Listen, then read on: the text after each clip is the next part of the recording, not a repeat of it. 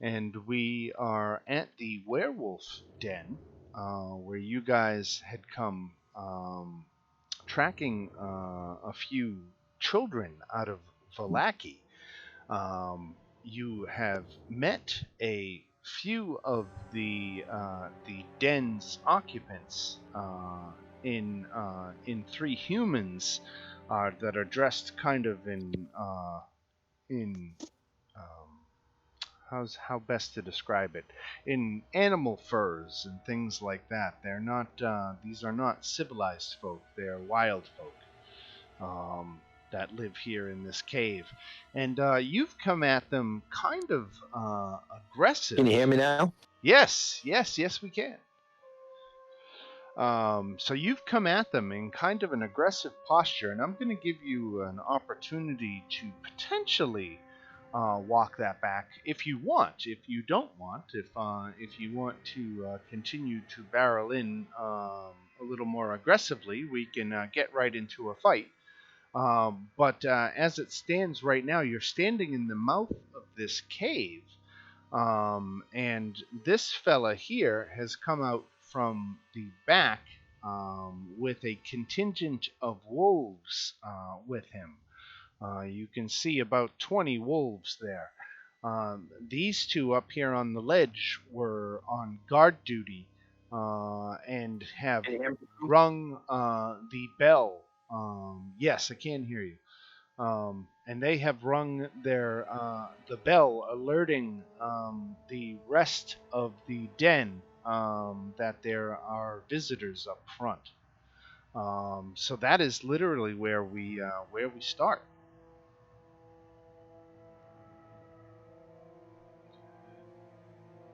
What was the reason we were going in there so aggressive? Was because they had kids and they basically told us to like get lost?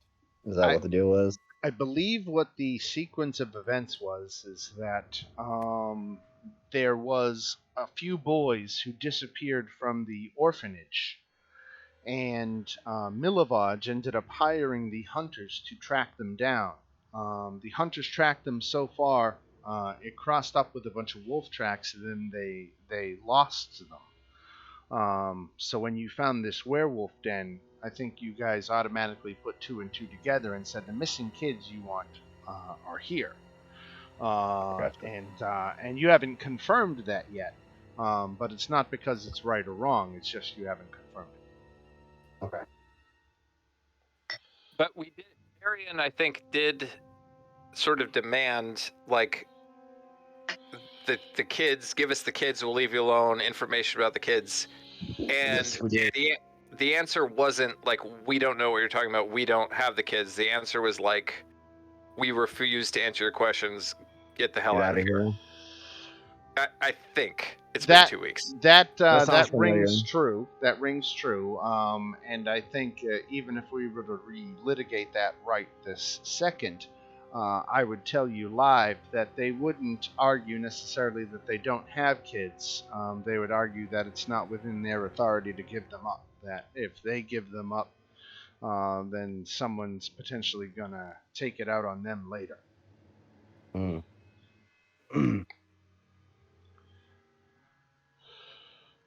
Keldrin is deferring definitely to Darian, who's sort of leading the negotiations. So I'm happy to follow orders at this stage. Is Darian here? He is. All right. Present. Yeah, because I can cast. If anything happens, I can cast Fairy Fire, so we can have advantage. At least. All right. Seeing as these negotiations weren't going anywhere, I am just going to turn back to everybody. I want to discuss with the group real quick. What is our strategy here? Now, to clarify a little bit about this gentleman in front of you, he is an older gentleman, well past his prime. The fact that he's out here representing you may be indicative of the fact that the normal leadership is out on a hunt or something like that, and this is what you've been left with, who's manning the camp while they're gone. So And like these are also the same people that came in hot and heavy on us at the tower. Yeah, Uh, that's true. yes. They didn't want to talk to us. Presumably the same group. Right.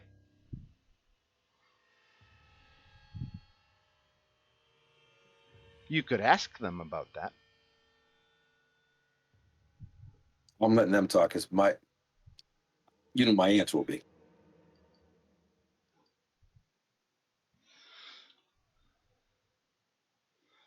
I'll be honest. I feel these creatures are a menace, and I think you're right, Darian, to insist that they give us the child or some information about the child. But and perhaps there could be a diplomatic solution. But otherwise, I don't know that we can simply walk away, leave them to hunt more children.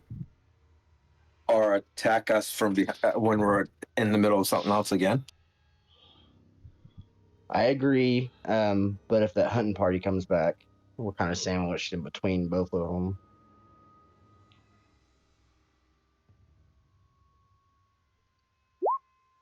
All the more reason to perhaps issue a quick final ultimatum. Yeah. Make very clear the consequences, and then if we must, to attack quickly. I would definitely say brother. we're not leaving either way without what we came for. Exactly. Certainly not. I have your back, brother. All right. We'll give him one last chance. All right, so I will turn around and face the old man, and I will say, if you give us the children or any information on them, we'll leave you alone. We don't want to fight, but we need to understand where they are, and we need them back. And Dan, when he does this, I will cast minor illusion to like have a little ball of fire like running around in my hand, like a little softball size ball of flame. Got it. Kind of telegraphing an ability to fireball. Yes. Right. And then while I'm doing that, right after I finish speaking, I'll use thaumaturgy to make the ground rumble for a minute. Ooh. So angry. Let's make an intimidation check with advantage. I like where you're going with this. 21. Ooh, yeah. All right.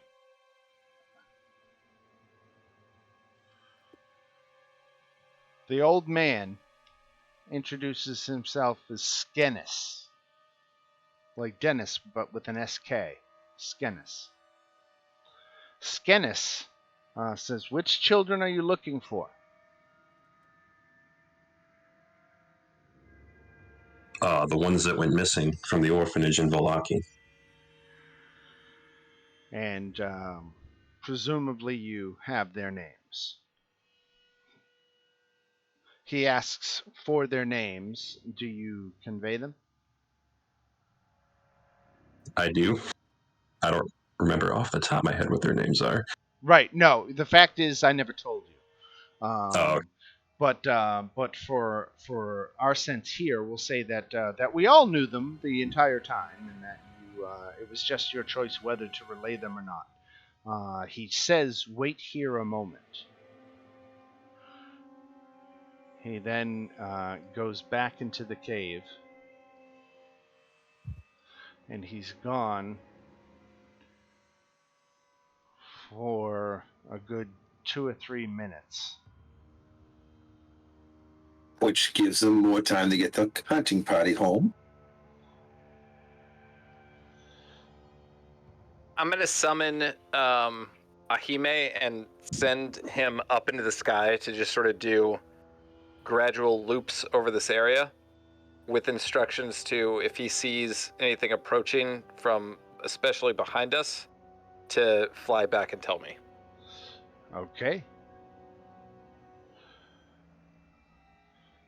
So Skenis comes back a few minutes later, and he's got 3 children with him. And he says, these are the ones you're looking for. And he says, take them and be gone. So what would have happened if he wouldn't have told him the names? What kids would he have brought out? Yeah, Maybe there's more. how many kids has he got back there? Yeah. The children all run to you and crowd around That's you. the kid. I suggest we treat this as a victory, and we can ruminate on the implications later. I asked the kids how many kids are back there. Nice. They say there's 5 more. You had to ask that question, didn't you, Bardor? I'm Bador. I'll ask them, what do they plan on doing with you guys? They're pack initiates. Mm. They were collected by our leader, Kirill.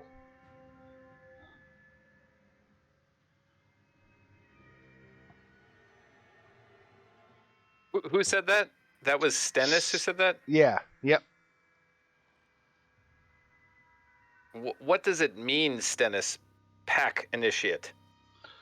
It says Kirill has gathered these children and intends to have the strongest of them join our tribe. What happens to the The ones that don't weakest? make the pack? Skennis doesn't answer. He just gives you a look. So they fight, they make it or die. Something like that.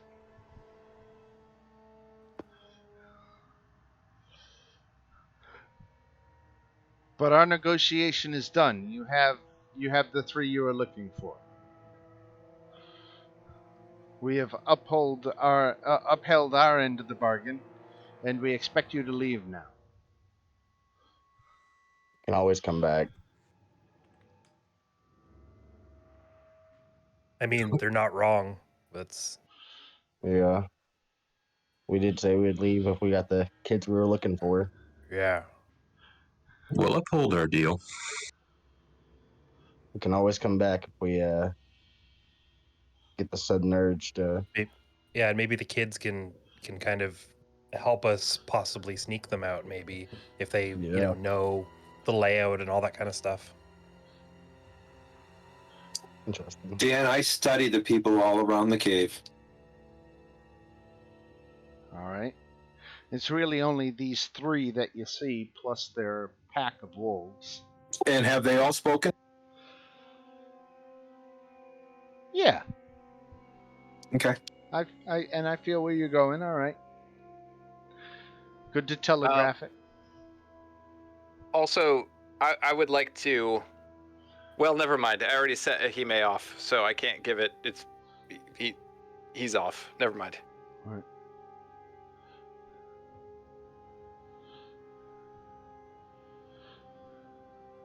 All right.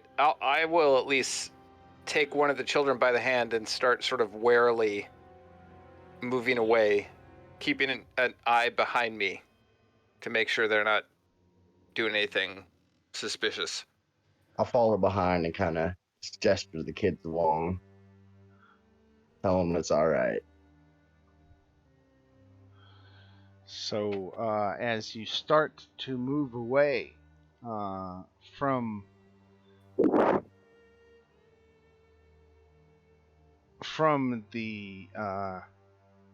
the cave, it's slow going and difficult terrain here in the thick of the woods, especially with a few malnourished children in tow. But as you make your way through,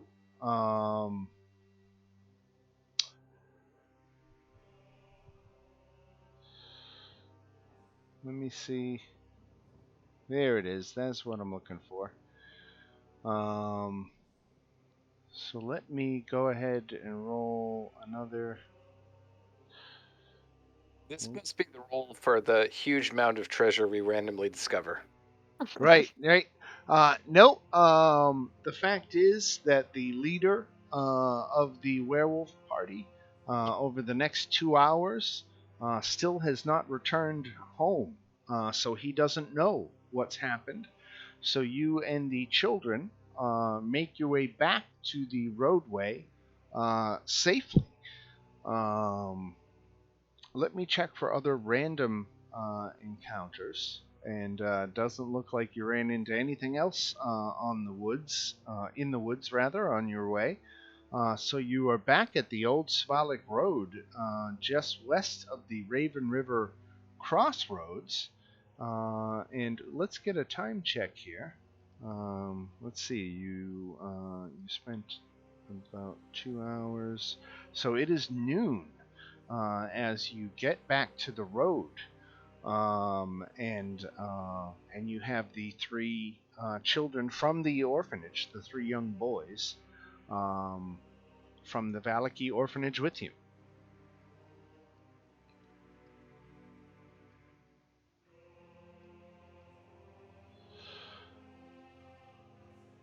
Take him back. I would imagine you probably are going to want to get those boys from Valaki back to Valaki, unless you want to take them to Kresk for some reason.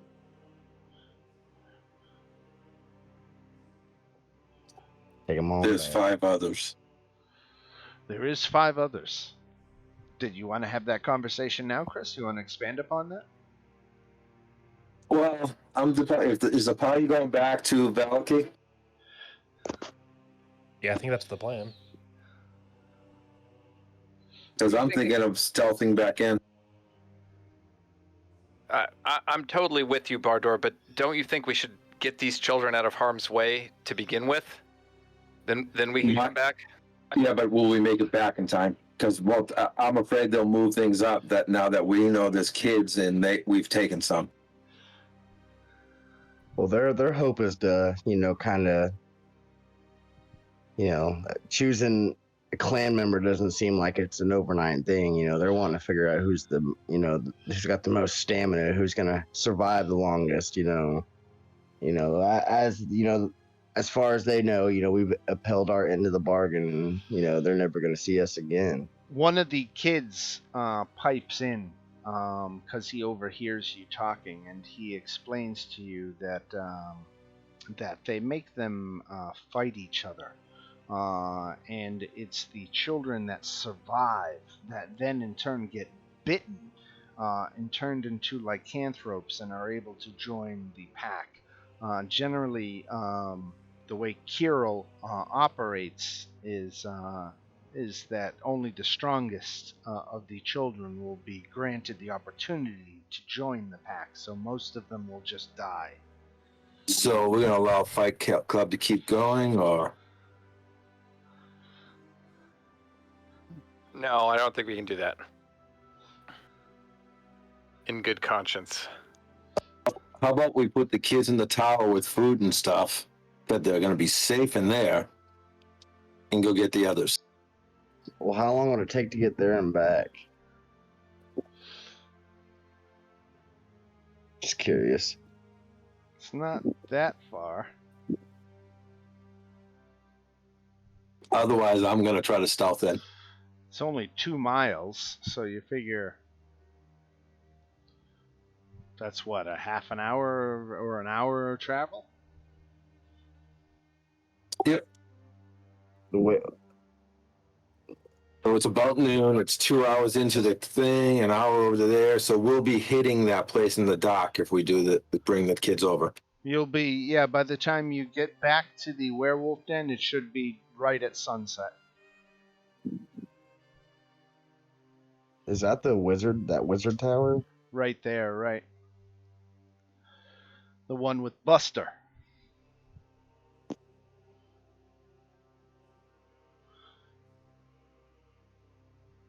Dan, that head, did we know it talked?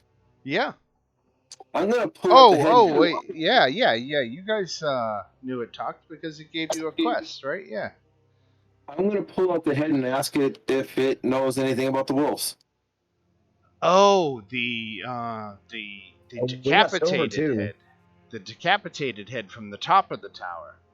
Yes. All right, so you have to cast Speak with Dead in order to converse with that.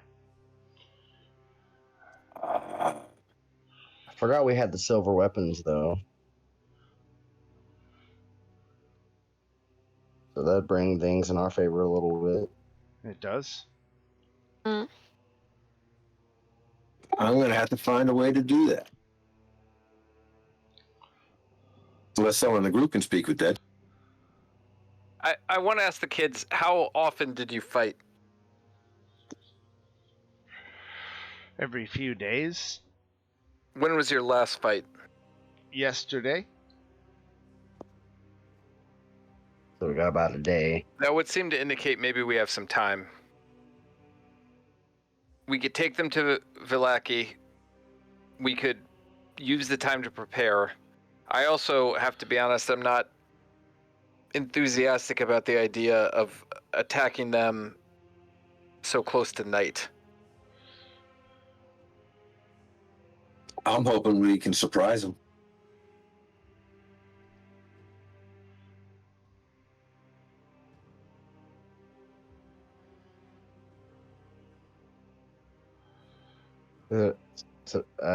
So just as long as it's nighttime, they can turn into their werewolf forms. I don't think it matters to them, honestly.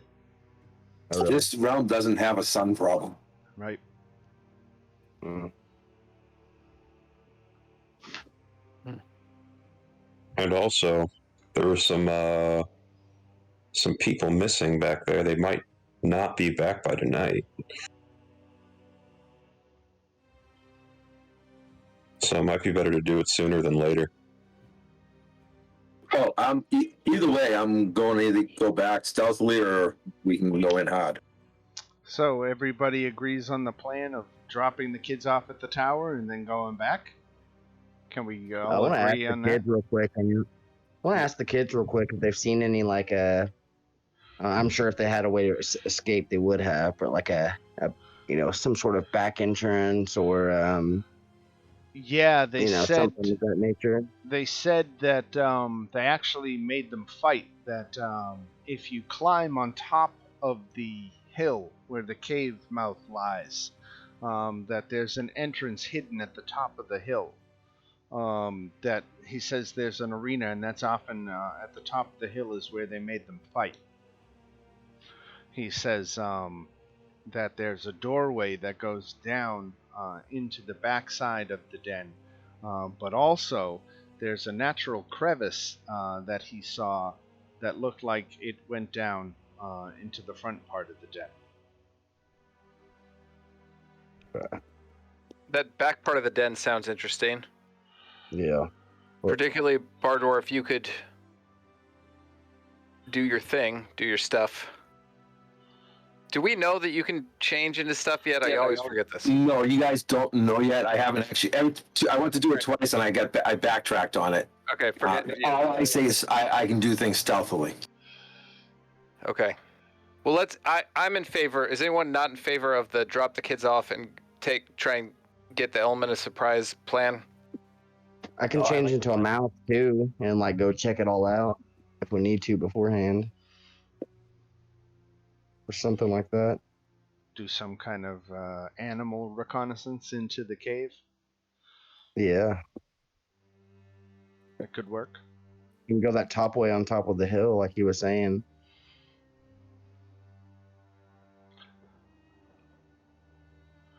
Darian, Murmur, Safina. I'm on board with the plan of dropping the kids off and going in stealthily. Yeah, I think stealth is our best option right now. Yeah, I agree. All right, so it's about 1 p.m, and you've dropped the kids off, and we're going to start making our way back along the road back to the den. Yeah, and when we get a few miles out, I think we should slow down and go as slow and quiet as we can. I agree. Should we even go this kind of back way to where's this hill? Is there any way we can kind of see what the entrance is that he's talking about? So like on this map's scale, if you see the little kind of black dot that's here, it's like a half circle black dot. it would barely register as being off. On this scale, it's virtually on top of it. But Oh, I got you. I understand. Right, I understand. So maybe we can kind of go through that forest that extends to the west and up onto the hill, and come Yes, out I'm gonna take of the a forest round. onto the hill. Yep. all right, now you guys can move this party token. So if you want to, all of you should be able to move it. So somebody wants to designate a driver, you can. Really you quick can, side yeah. question, because I think Murmur was not here 2 weeks ago. If I'm recalling correctly, we got a breastplate that we wanted to give to her. Yes. Oh, I remember something about that. Now that you Remember that mentioned it, too. right? That was when we were in the castle. Was it a magical breastplate? I don't. Yeah, I think so. I don't think it was the castle. It was we found the We found suit it. of armor that guy wanted us to Oh. find, and we decided rather than return it, we were going to keep it. You And did it say was- magical, but you didn't elaborate.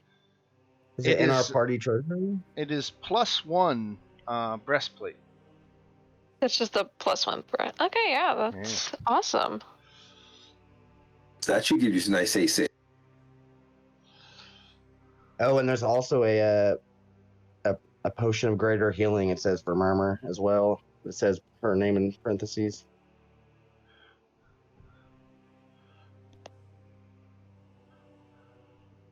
Yeah, just adding this in on roll 20. Don't mind me. Right, that's going to improve your armor class nicely.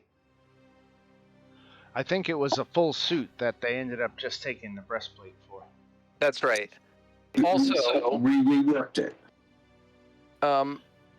The Murmur. We actually gave you 4 potions of greater healing, because there was a coffer with 4 compartments. Each one had a potion. We all went around saying we didn't need them, and we felt like as the tank, you could probably benefit from all 4. Yeah, that might be good, especially after a fight or two. I've noticed I kind of the bullet sponge. Right. But I signed up for that, so. I don't worry. My spells this level turn me into tanky cleric. Yeah, Right. I'm very excited to actually. I don't know if you guys got too heavily into combat last week or not, but I'm definitely excited because I finally have double attack. I have an extra attack. Did we take any damage since the last rest? Because I'm down some hit points and I don't remember being down them. There was a fight with dire wolves. Okay. Yes, Maybe I took some. that's right. Maybe I took some there then. Right. You said 4 just regular common healing potions. I think there were No. greater Greater. healers. Greater. Oh, greater healing. Okay. Yeah.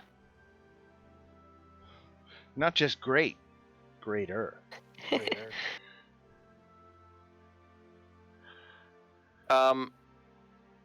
So my thought is that we would go like, I don't know if you guys can see this, but like that. Right? More or less of a straight route right towards it. Yeah, a little off to the side. Right? It takes 2 hours to traverse the terrain. And it's getting on like 2 o'clock in the afternoon. But let me move you back to the werewolf den here. And let me actually show you this upper place that you found. So let me first of all get rid of the kids, because they're not here anymore. I'm going to move you all. I'm going to copy and delete you and paste you. We did the responsible thing by leaving them in a mage's tower. Nothing could go wrong. I've got Buster. It'll be fine. We left them with Buster. They're probably smarter than us anyway. Is this the secret entrance the boy was talking about? Right. Or not the secret? Yeah, it was secret. He said. Right. So you're on top of the hill here, and there is this 20-foot diameter ring of stones dominating the rocky ledge on the mountainside. Within the ring, you see spattered blood and small gnawed bones. lying on the ground outside the circle are several spears stained with dry blood.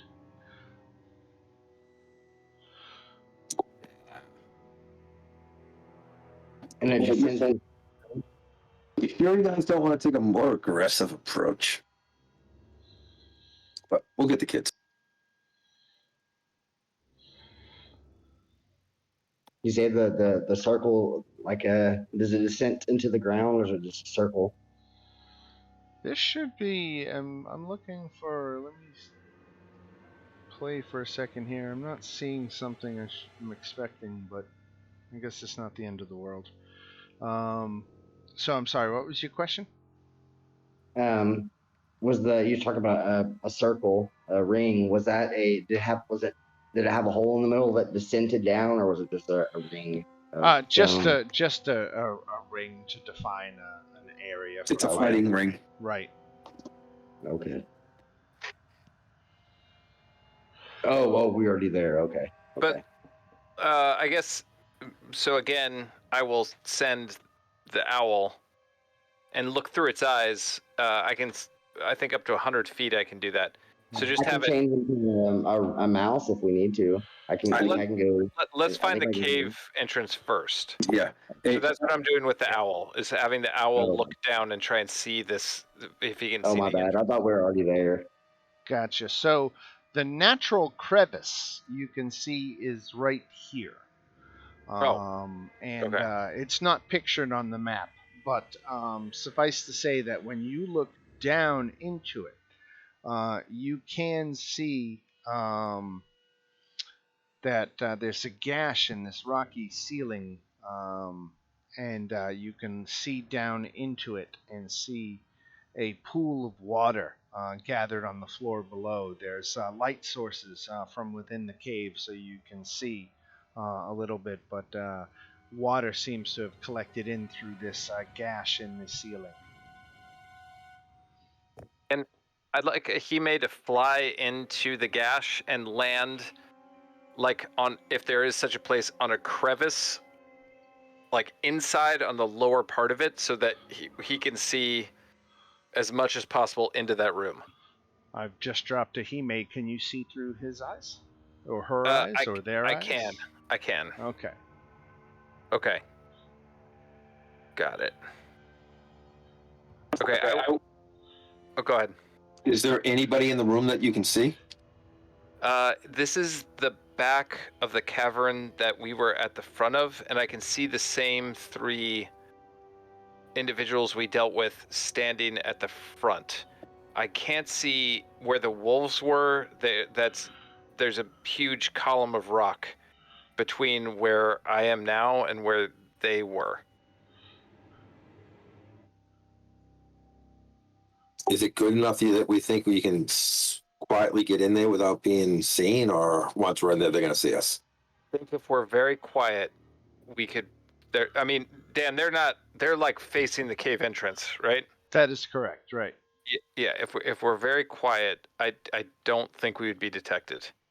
Well, no matter what, as long as we can see them, I can cast Fairy Fire, and we have advantage against whoever's within, I think it's 60 feet of me. So it wouldn't be like too awful if we, were spotted. Yeah, because if they're all 3 there, that doesn't help me.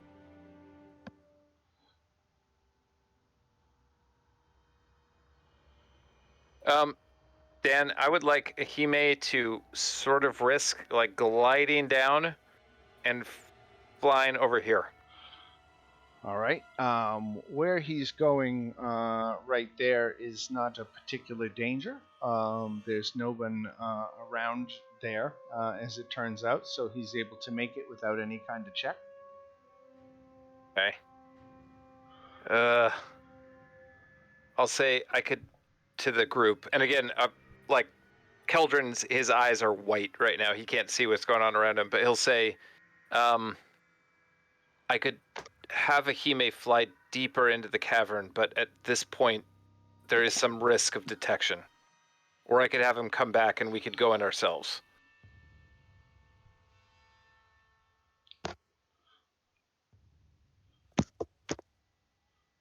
I mean, I could change it. What's the smallest animal in the game? What's the one?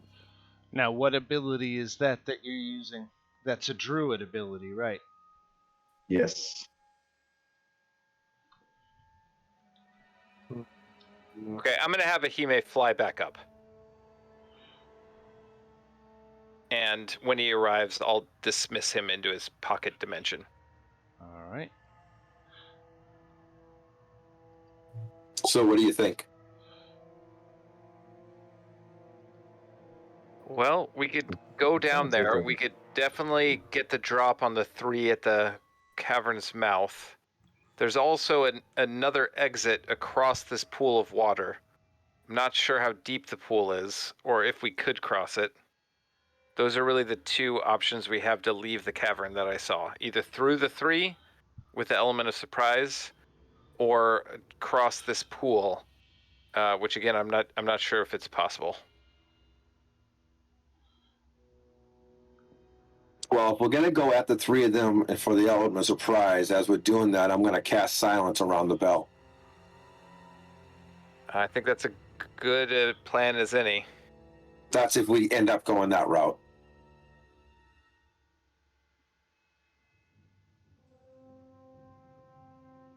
I guess if we could try to go across the pool, and if we get discovered, the first thing we do is try to get the bell silenced before they get to it.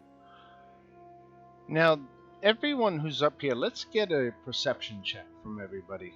You spent some time up here and presumably walking around. That was so bad. Oh, Ooh, Safina with a good one. Oh, mine was crap. All right. So Yeah, you, I 17 rolled over.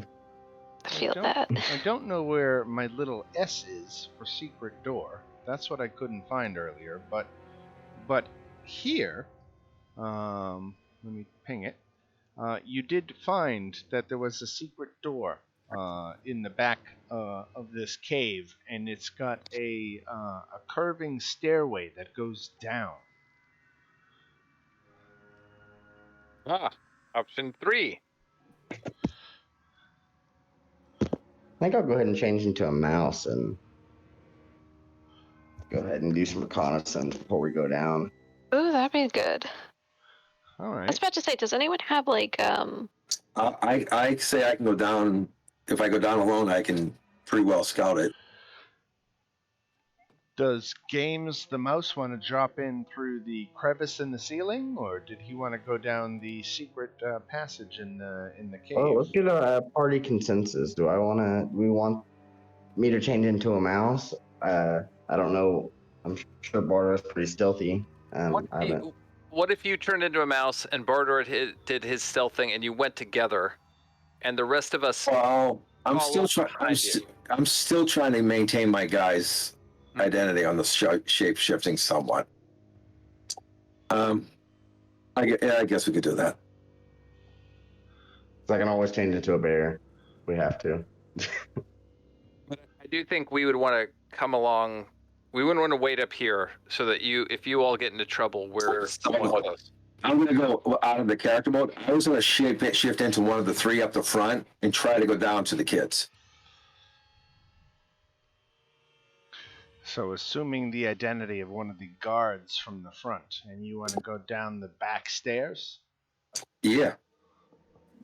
I follow along behind. All right. In a mouse form. I'll drop both of you here in the map on the stairway in the back of the cave. Because we have the guards up the front, and I still have the old man's identity too. That was standing there talking to us. Right. Oh, I guess I could change it. Nah, I don't think I should. See what I'm saying? I'm sorry. I want to go slow enough so if I can try to see them before they see me, in case I have to shift to a different identity. Mm-hmm. Like I'm using one and I see that person. Now, what about the rest of you? Do you just want to? Are you content to wait outside while Bardor and Games do their stealthing?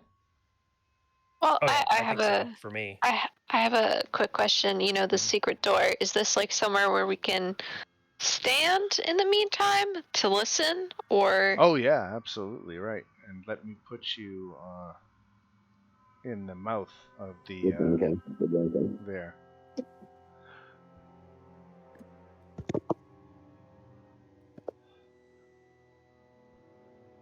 Yeah, because I'm thinking, why don't we kind of hang out in this area right here if we can? For sure. Good thinking. What do you guys think of this? Is it worth a try, or do you just want to go in and pillage? So here's my thought with the whole thing, though: is if we save these, what is it, 3 more kids? So they said 5 more kids. 5 more, right? Then that's Mhm. cool. But what's to stop them from going and grabbing 5 more? Oh, whoa, Right. whoa. The only reason I want to get the kids out first is because while we're fighting with the kids in there, we don't know where they are. We have to be careful. Yeah. Unless we stealthily battle stealthily between smaller groups and kill them all. But Then once we have the kids out, we could fireball the entrance and just burn them to the ground. Well, yeah, that's true. Get the kids out, and then it doesn't matter anymore. we should set it up to where it's rigged for when the hunting party comes back. That way, we can kind of wait for them outside, and then we'll set it ablaze when they get there. That way, because if we leave the alphas of the group, that's not really fixing the problem. All right. We probably should get moving a little bit because I see Dan keep doing rolls every now and then. Yeah. Only now and then. You guys go. All right, let's go. I will tell you that it's an old DM trick just to occasionally roll dice just to make everybody paranoid. Yep. Yeah, but I know you too.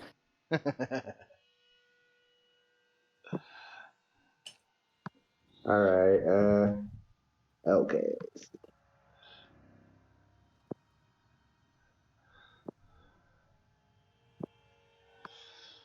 So at the back of this cave hangs a curtain made of human skin.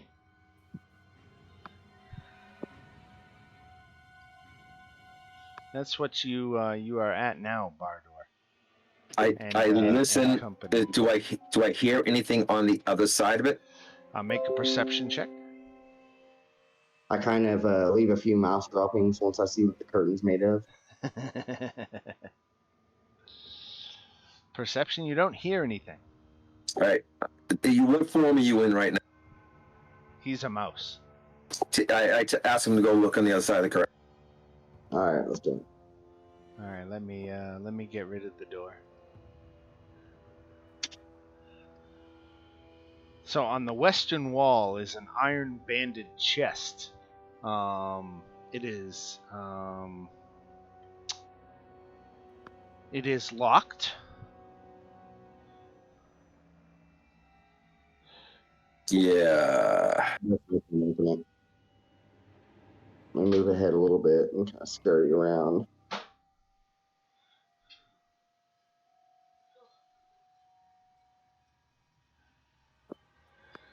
So around this corner, Bardor, you can see that there is a woman. Actually, let me go ahead and fix her token because she's a woman and she is taking care of a young child.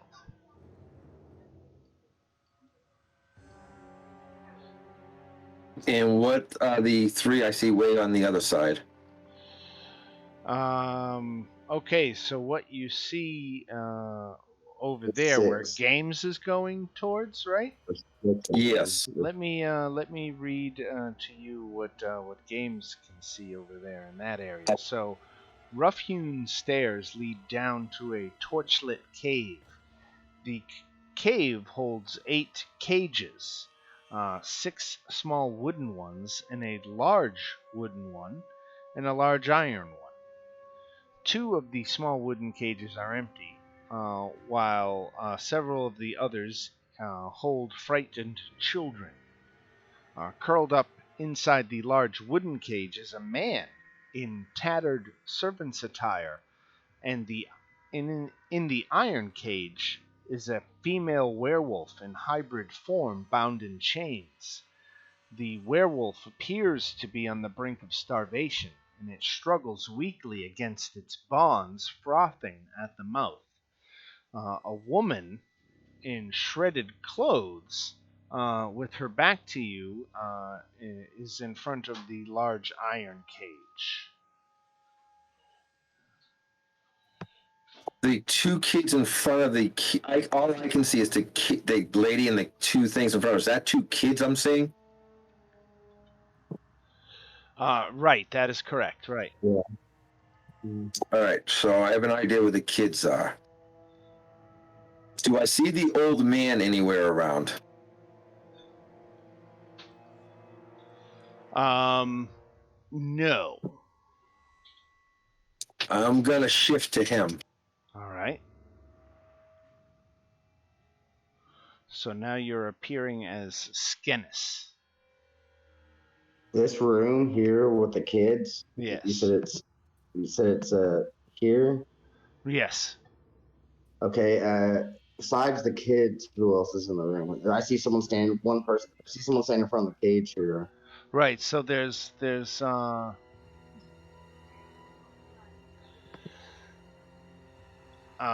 so the large iron cage, I guess she's over here at the large iron cage. This is the wooden cage. And then the small wooden cages with the kids are in the back of the room.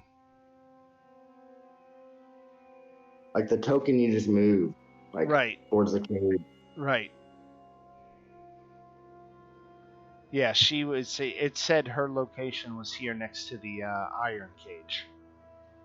Do you want to run up and get everybody and bring them down to the bottom of the stairs? I'm going to try to go and talk my way through this.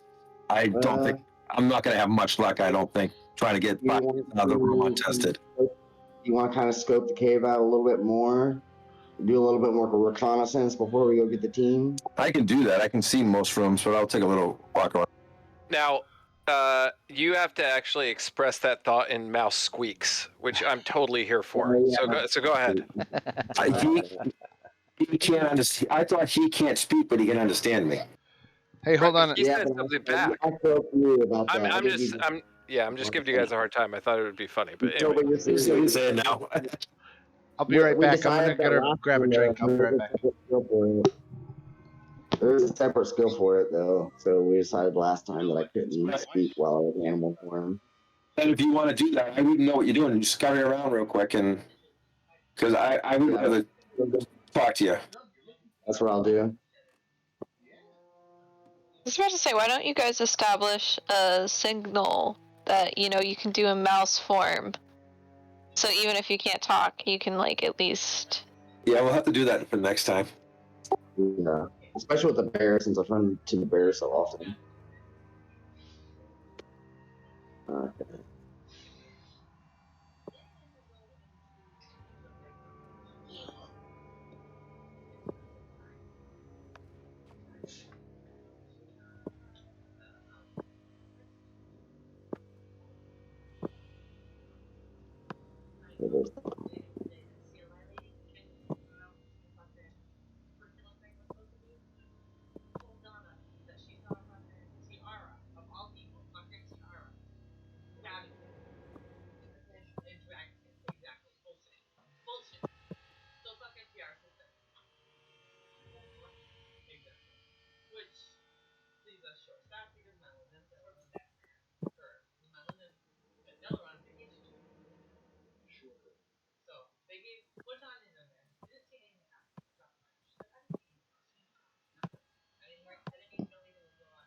Okay, Bordeaux, I'm gonna come over here and squeak at you and do a circle and head back towards the stairs. Plus, we should bring them down anyways to check the iron kick crate. Just why I take care of them. I attempt to take care of them. I'm gonna let you know that I'm going. I'll bring them down. All right. What did I miss? He just squeaked around, didn't say anything, and is heading back up. Right. He wouldn't be able to tell me he was going to do that, so he just. And I'm going to walk in, and I'm just going to walk in like it's nothing. And if she starts turning towards me, I'm going to just turn and ask like I'm asking how the wolf in the cage is doing, coming along. I'm gonna turn back into my regular form since I'm on the top of the stairs as well. Okay. So this one responds to you that she's not doing well. The poor thing is starving to death. It's cruel what Kirill is doing to her. Oh, how do I ask this without asking it? Weren't we gonna kill everyone though?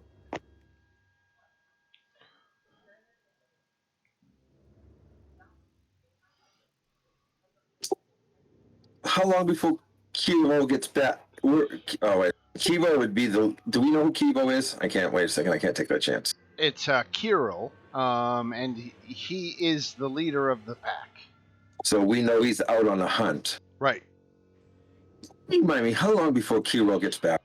Sometime, anytime before sundown. It could be now. It could be a few hours from now.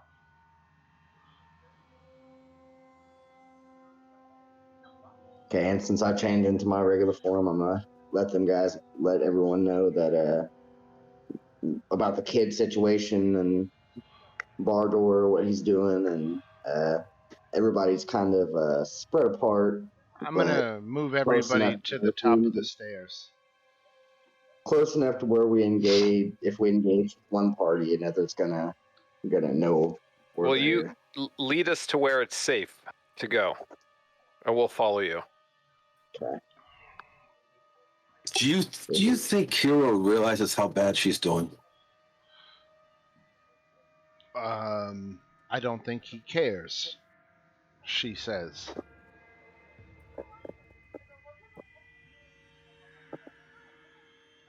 I wish I knew when I'm copying standing here. Actually, he was kind of like the leader when something happened, right? Dan, would we have deduced that from listening earlier? I don't know what you mean.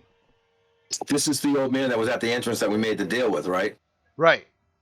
We would kind of like, when the main guy's not here, would we get the feeling that this one might be in charge? Right. I might take a gamble here. I'm going to say, I don't think he realizes this bad. Why don't you get her just something? She looks at you and says, I've been sneaking her food already. I'll take the heat. Give her more.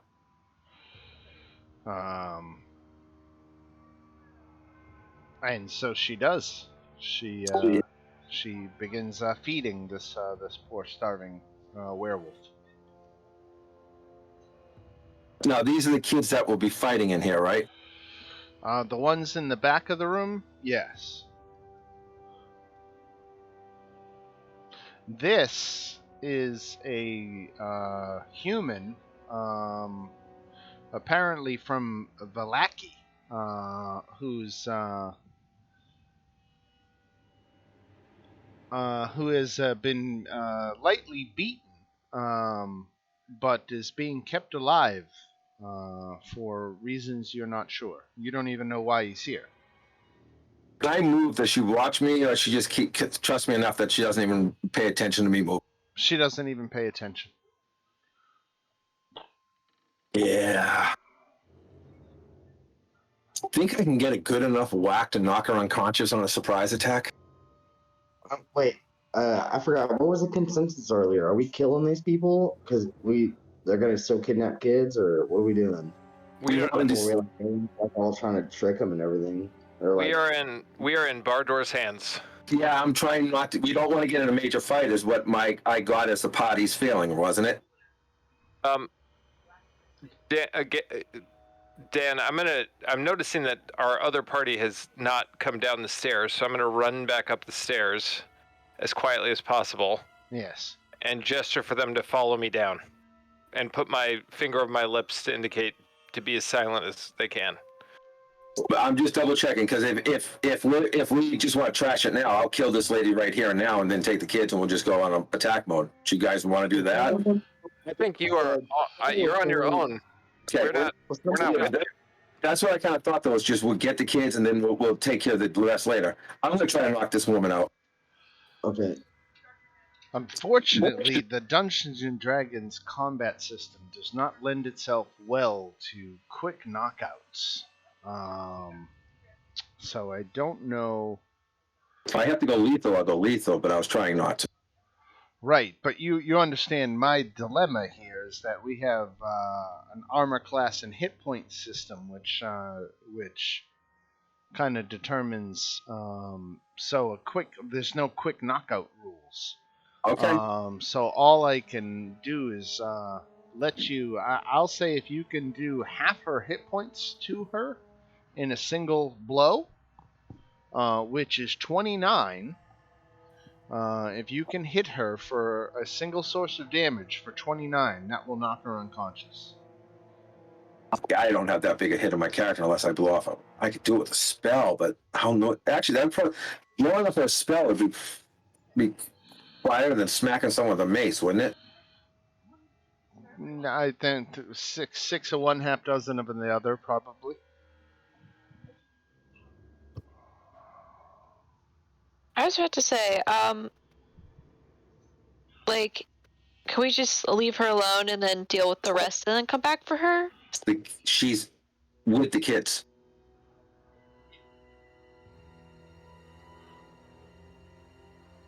Kids, the room I'm in is with the kids and her. I see. Well, I mean, she sounded like she was sympathetic towards like what's happening to the kids, so maybe like can we convince her to like just protect them while we deal with the others? I mean, she's still working with them. She didn't have to. I'm gonna look at her and say, I think I'm gonna take the kids out for a little training. She says Kirill's not going to like that. Shit, look how far I've gone already. What's your angle, Kind of back up the Skinnis? stairs a little. He'll kill you. I don't agree with them. She says she's not going to stop you. And then I'll take the kids. All right. You've got 5 children. Don't know the other guy. Don't want to risk the kids.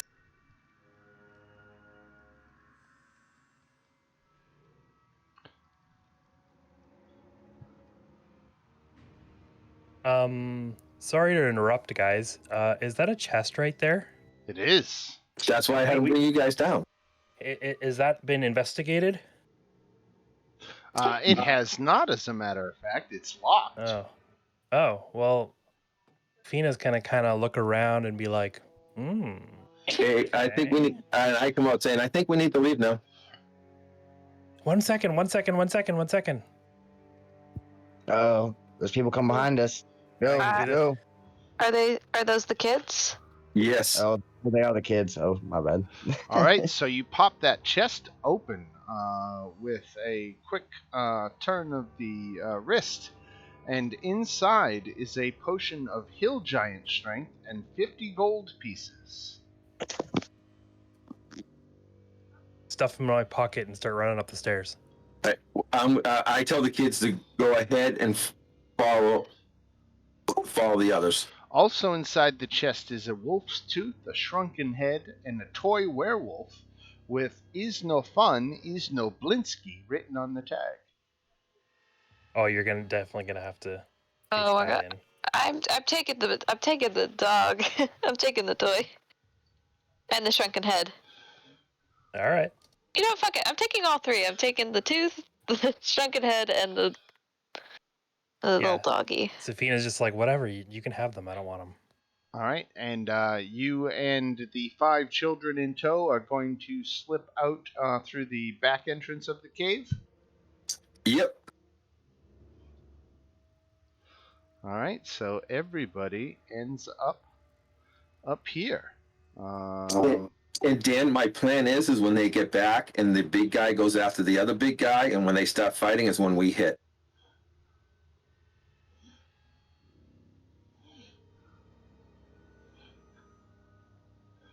Which is in a day from now.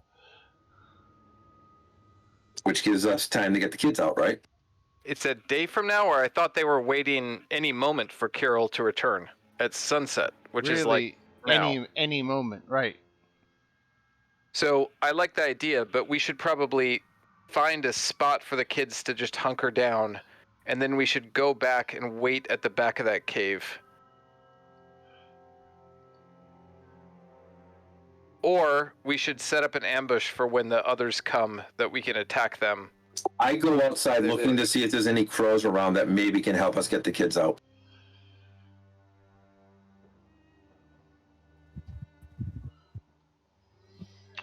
Any Society of the Feather? Yes. I'd look to see if we see any signs of them around.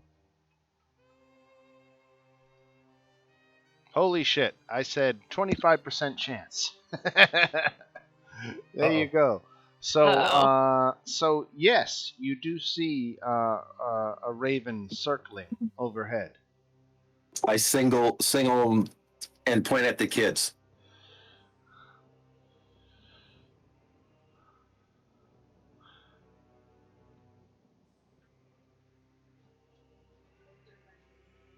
What if they run into the hunting party on their way back without us?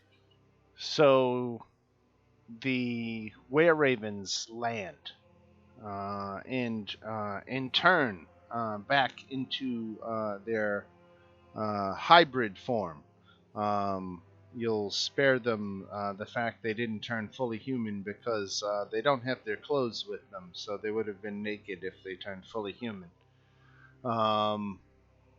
So they turn to their hybrid forms, and the children are quite taken aback and scared by this.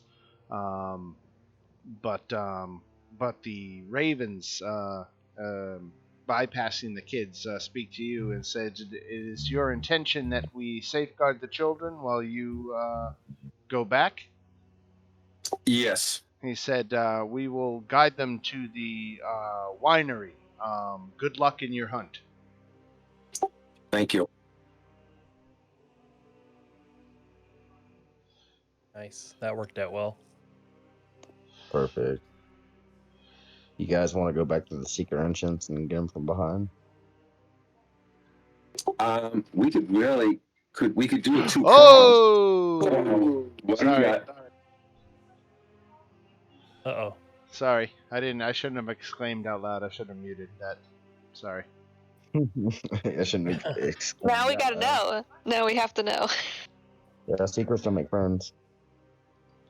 Let me go back to another map and make a change. He's back. No, I think that's the roll that says a meteor struck the werewolf hunting party and killed them all. Pretty sure yeah, that's like what that 19 one. means. Yeah. 19 out of 20 chance of a meteor hitting that? That sounds about right. It's math. It helps you and kills you. Don't mind me. Mordor, you were saying a pincer attack? It worries me to split our force. Thinking some coming through the ceiling and some coming through the back of the cave. Okay. But if you think that's bad, I'm just trying to throw things to throw them off guard.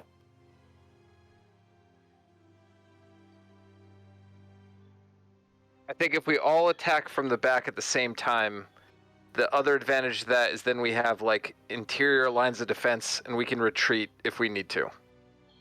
As opposed to if we're split up. Okay. It could be hard. Well, I was going to be one. Okay.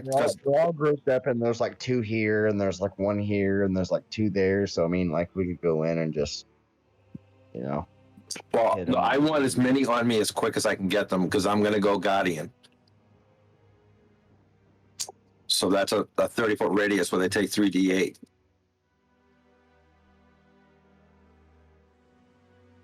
Yeah, I suggest we go in the back. We wait for whatever commotion will be caused by the sort of trouble you seeded within the cave, and then we take that moment to attack, hopefully surprising them. Okay. All right, I'm just getting a few things together here. But while Dan's getting those things together, it's worth remembering, I'm also the person who is like, "Hey, let's open up that wagon. What could go wrong?"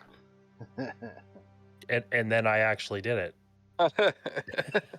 And how many nutty stunts have I done in the nights I play? Uh-huh. All right, I'm almost done resetting up the werewolf cave now. Are we hearing a lot of noise from the crevice area? All right, so no, you're not getting a lot of by the time you get back here. Let me get back to your map that you're at here. Okay, and the time is, let's advance the time another hour. So it is like 5 p.m. It is the last hour of sunlight, and you are now getting back to the what? You want to go in the back way of the cave? Actually, that's a good question. We haven't decided that. Do we want to do the fireball trick, or do we want to sneak in the back of the cave and just grind them? I think that we could, of course, fireball them from the back of the cave too, if it presents themselves. But that seems Right. like more of a surprise play. Okay. And be our normal selves and walk in and make ourselves known. Eventually. Like I said, if they group together, I can use Fairy Fighter, and that gives us advantage. And they have to do a deck save, I believe. Well, that's what Dan, they just do. so you know, when that Guardian thing I used last week, that also has a movement reducer in it. Oh, okay. All right, so you guys are at the back entrance to the cave. You want to stealth down? You can, through the crevice. You can't hear too much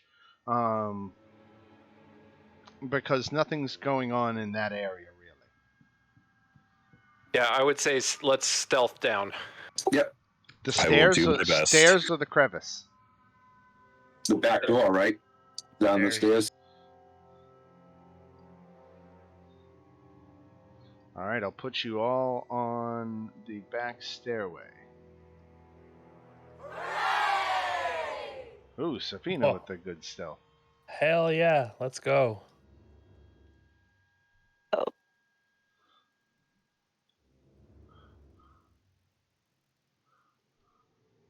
I'm still up top.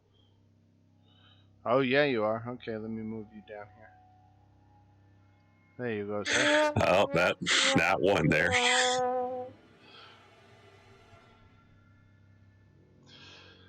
I don't know if 14's high enough to pass. It is, actually. The only half of you have to pass. 29, 15, 14, I think does it. So Wow. So because there is commotion and distraction as you start to come down, you can hear the sounds of a large werewolf savaging another.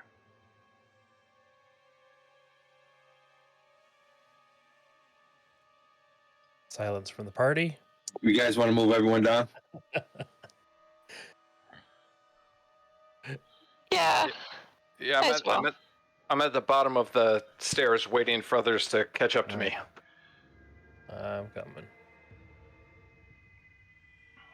So yeah, Yeah, you 'cause can definitely hear sounds of a fight, someone yelling and cursing in a fierce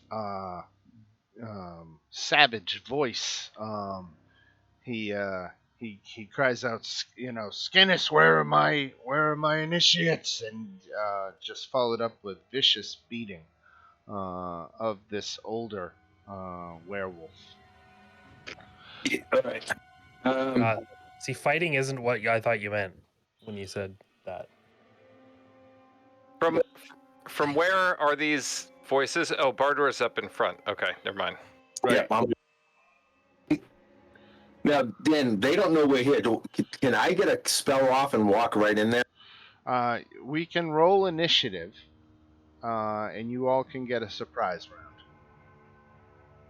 I like it. Let's do it. But let's maybe wait for the rest of our party to Catch up. forward. We're going to gather before we walk in. They should all be down here. Not bad. I had already clicked it. Oh, I see right there. Okay, yeah.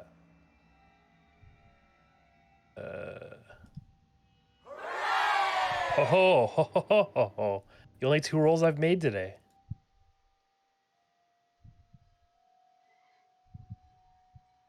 You know what? That's mojo from not playing from last week. It's like, you Right. know, all those nat 20s from last week carried over. Right. All right. So we've got. Let's see. What do we got? Have we got everybody on initiative now? There's Bardor, Keldrin, 1, 2, 3, 4, 5. Who are we missing? Games? No, Games got I got initiative. Yeah, no, you're up there. Okay, all right. Seems like we're all on there. All right. All right. So Safina,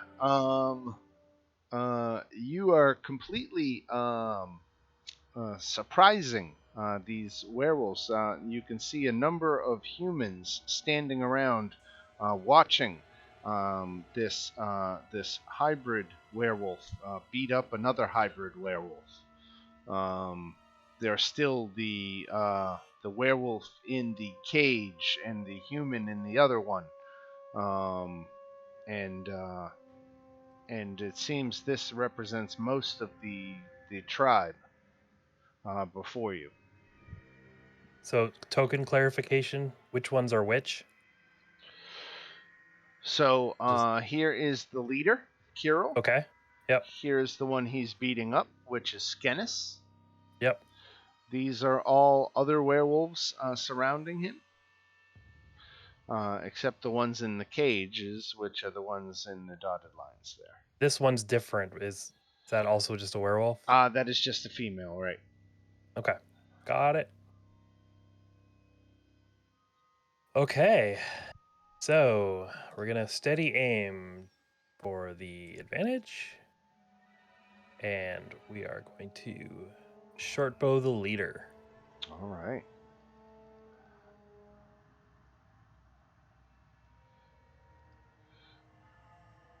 And if a 19 hits, then it's also getting another 7 piercing from sneak. It does hit.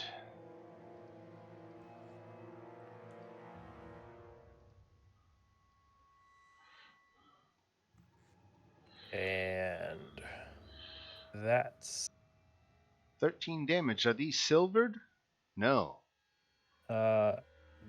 Yes. Yes. Actually. Yes. Yes, they are actually. All right. Remember we stopped them, had everything silvered? Silver Yep. weapons do full damage, so 13. All right. Yep, that's it. That pays off. All right. And Safina gets to go. And all these wolves, there's a whistle given, and they start to respond. They have speed of 40, so they can move 16 squares on a dash. One, two, So three, most of four. us have not taken a surprise action. Oh, you're right. You know what? The wolves are surprised too, so they don't get shit. Not on the first round. Skip, Actually, skip. one more thing real quick. Skip. Yep. I want to do Wails from the Grave. So after you deal sneak attack damage, you can target a second creature you can see within 30 feet of the first creature. Half the number of sneak attack dice round up, so that's 2. Necrotic damage. So let's see, that's a 1 and a 3. So 4 necrotic damage. So the same to- target? Different target. Has to be a different target. So I'm going with the other guy. The one he's beating up? Yep. All right. Kick a guy 'Cause when we want he's them- down. Okay, 4 Oh, more. we want them all gone, right? That's one less guy to attack us. 4 more. All right, and then That's- we go to Darian on the surprise round. Yeah, I think I'm just going to go right here. Not quite all the way in. I will use my bonus action, Shield of Faith. And I will take the dodge action. Take the dodge action. All right. Oh, right there. Okay. We got a bunch of bad guys to skip. Bunch of skip. Murmur. Okay. Now, what you see in the alcove to the north is a I was about woman. to say, I don't. My token moved somehow. A woman and then like we'll say a like 7-year-old child.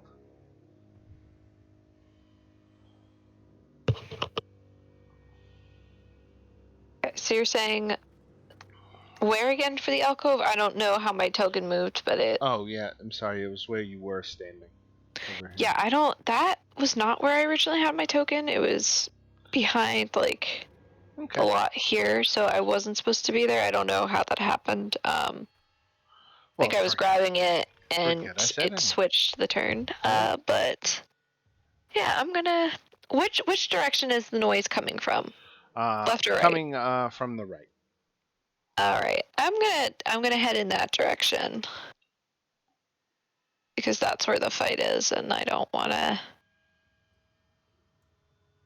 I could potentially help. I'm gonna be ready, but I'm gonna join Darian, and I'm gonna ready my action that if anyone notices us, I have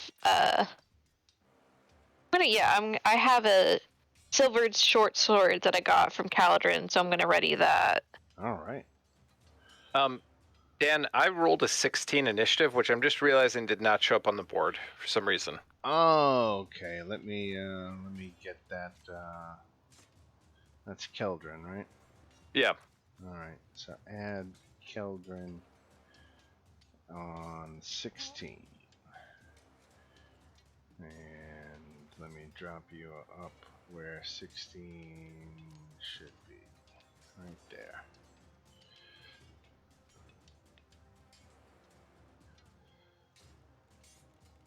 All right, and so Murmur, you're all set. Yep. All right, let's do the makeup turn for Keldrin right now. Okay. I'm gonna do a bonus action to enter the blade song.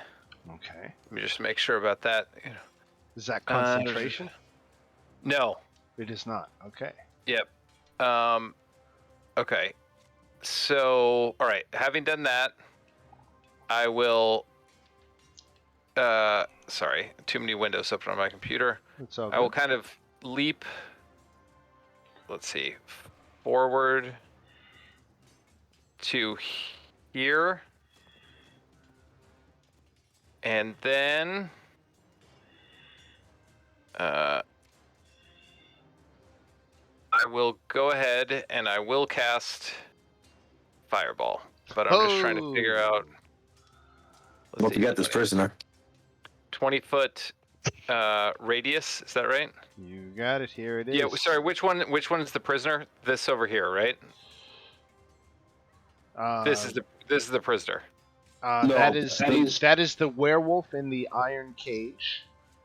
That's what it is. Then there's a human in a wooden cage over here. Okay. Which I actually can't see. Right. So right where you just had it is where I would put it. Here, you can move this, so you can tell me. Can I? I can't actually seem to move that. Oh, you know what? I lied. Now you can. Yes, now I can.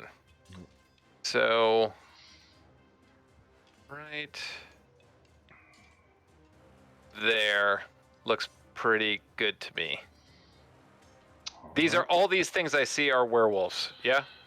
That is correct. Some of them are in human form, but they are all presumably members of the pack. Okay. That's good enough for me. All right. Here we go. Hopefully that did that correctly. Yes, you did. All right. So let's. Ooh, that's good. Let's see here. We have a lot of dexterity saving throws to make. Starting at the top left, let's do fail. Zulika failed. This guy failed. Fail. Fail. This lady made it. The boss failed. This guy failed.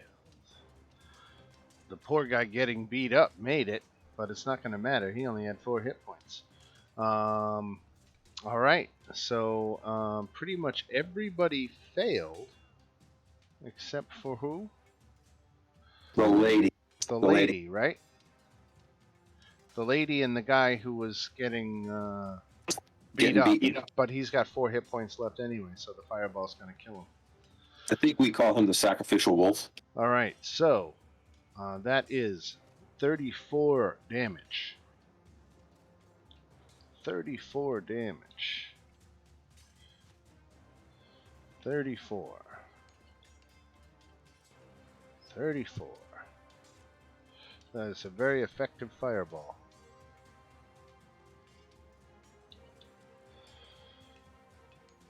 $17 to the lady.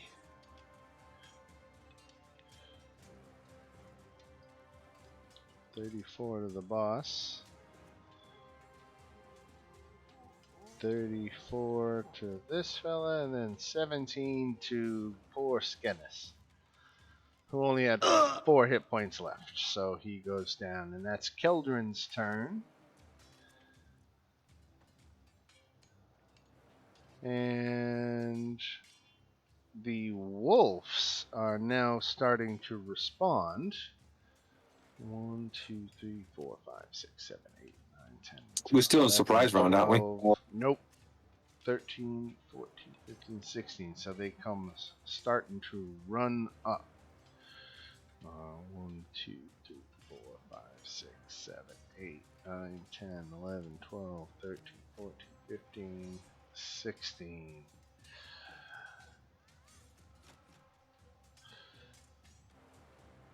1, 2, 3, 4, 5, 6, 7, 8, 9, 10, 11, 12, 13, 14, 15, 16.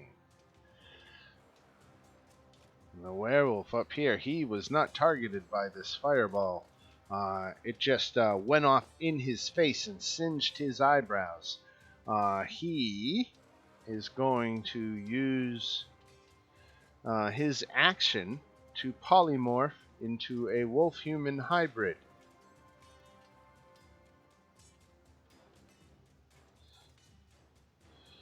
And he is going to run 1, 2, 3, 4, 5, 6, 7, 8. And he's going to get up here and end his turn right on Murmur's heel. Games.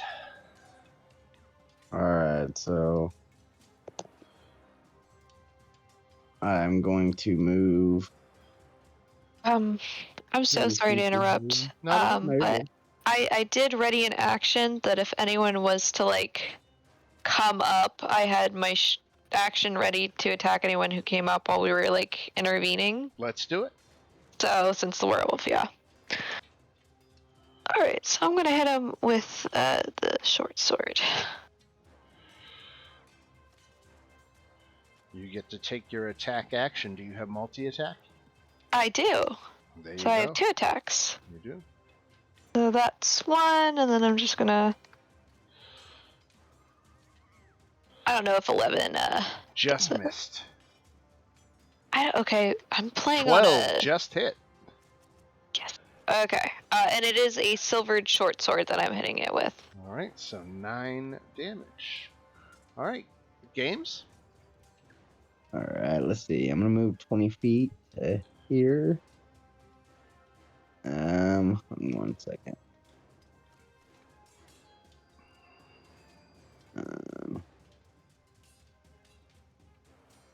When it says 60 by 20, I'm assuming it means 60 long and 20 wide. What spell is it?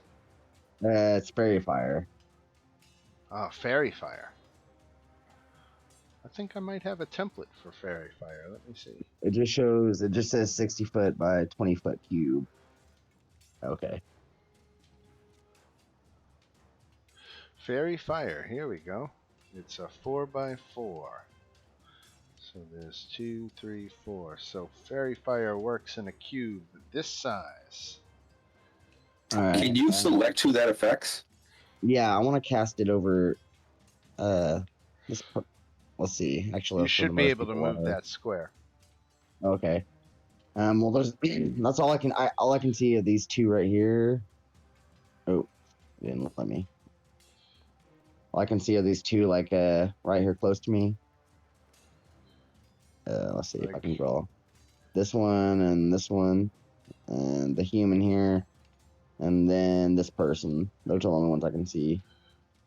I can see kind of something right here. Right, right. So if you were to target it right here, you would get 5 of them. Okay. Yeah, I'll go ahead and do that. And they have to make a deck save as well. Alright, let's see. Kirill. Alright, starting at the top, Zulika. Fails. What do they got to get on their deck save? 13. 13, okay. That guy made it. That guy made it. The lady made it. And the boss did not. Okay, so the boss has fairy fire on him. I'm going to pink dot on him, and I'm going to put a pink dot on this lady. They are the ones that got affected by the fairy fire. So now you have advantage on attacks against those two. Is that a concentration effect, fairy fire? 1 minute, yes. All right. All right, games. So you dropped your fairy fire on several of them. The wolves that are down here in the next cave are continuing to run.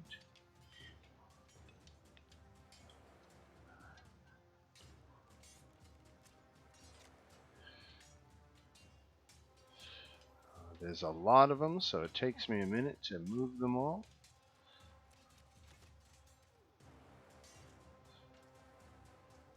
Two, 3, 4, 5, 6, 7, 8, 9, 10, 11, 12, 13, 14, 15. Can't move anymore. And then we go to Bianca, who uses her action to change into hybrid form, and she runs up on you, and that's ends her turn. And we go to Bardor. Bardor's going to move up.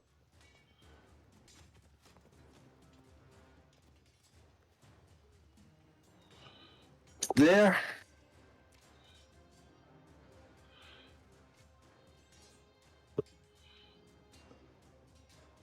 Ben's going.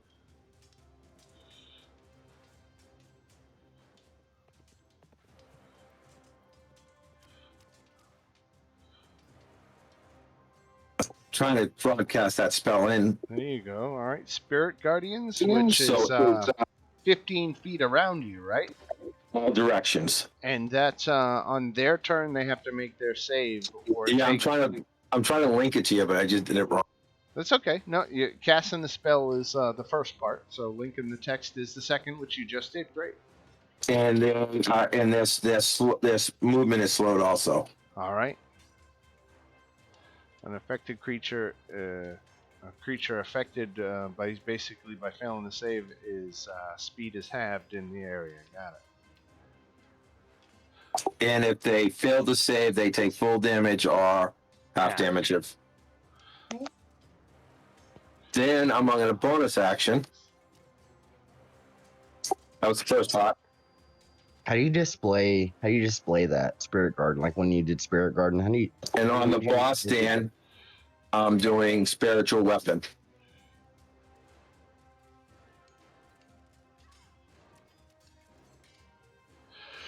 Chris, can you explain how you popped open the spell from D&D Beyond? I click on the spell itself, Mm-hmm. and then underneath that, where it says cast on VTT, it says display on VTT. Click the display on VTT. Oh, okay. Sorry, I didn't mean to interrupt. I'm just kind of impulsive. No worries. I'll just whoa. So I rolled a 13, Dan, to hit the head wolf. With the spiritual hammer, which I just dropped, and I'm going to give you control. All right, 13 hits the head wolf. And that's going to be full.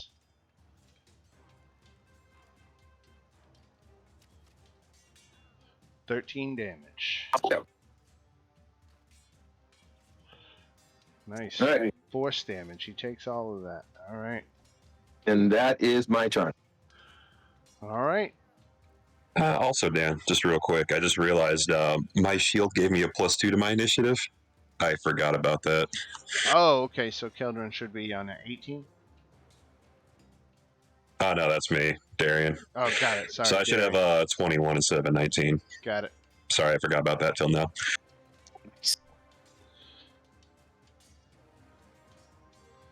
Yeah, we'll have to remember that that shield gives you that. Can't you just permanently add that to your initiative by modifying it?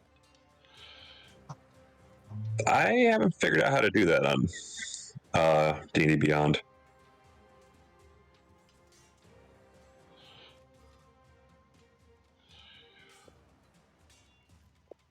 Oh, okay.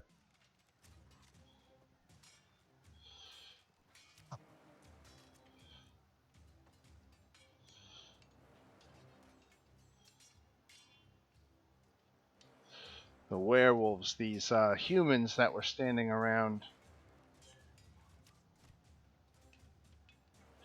are all morphing into these wolf-human hybrids as they charge up the stairs and around the corner at you, shedding their human characteristics and adopting wolf-like features.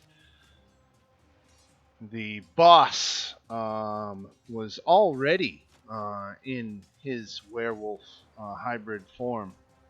1, 2, 3, 4, 5, 6. So he steps up and he's actually going to be able to attack. And let's see, 1, 2, he's attacking Keldrin, 3, 4, Darian. So Keldrin coming at you. 2 attacks, one with its bite and one with its claws. Claws miss for 10, and the bite for 13. I don't think that hits, does it? So a miss. All right. Also, I think this one needs to roll that against that spiritual weapon. You're right. Oh, the spirit guardians. You're right. He Anything that just moved up. And Kirill too, because Kirill Yeah. just moved up. So let's see. This guy with the what kind of save was it? I'll roll back out. I think it's wisdom. I think it was wisdom. So safe to say this guy failed it. And what was it? 21 or something? I rolled 21. Yes. All right. So he failed his save. So he takes 21 radiant damage. Is he evil or is he good? He is evil. He takes necrotic. All right. 21 necrotic damage. Bardor, it's you. If you're good, it's radiant damage. If you're evil, it's necrotic. Sorry, he takes radiant. My bad. Gotcha. Okay, that makes sense. All right, so 21 radiant damage to that fella as he came around the corner, and now let's do the boss here because he just came in within that radius, and the boss failed too, so he takes his 21. And we go to Safina. You guys are going to charge right through these guys. Steady aim to gain advantage. I'm going to take a shot at this one right here that I'm pinging. All right. With a short bow. Wait, which one are you shooting at? Right here. Is it affected by fairy fire? No. Oh, okay. All right. Sorry, Is that silver? It is? It is for 14. 14. Dan, put concentration on me. Sorry. You got it? And then I'm also going to do Whispers of the Dead again on the one beside him. All So right. that will be the first 2 of these. So 9. 9 damage to him. So the second one. All right. That's it.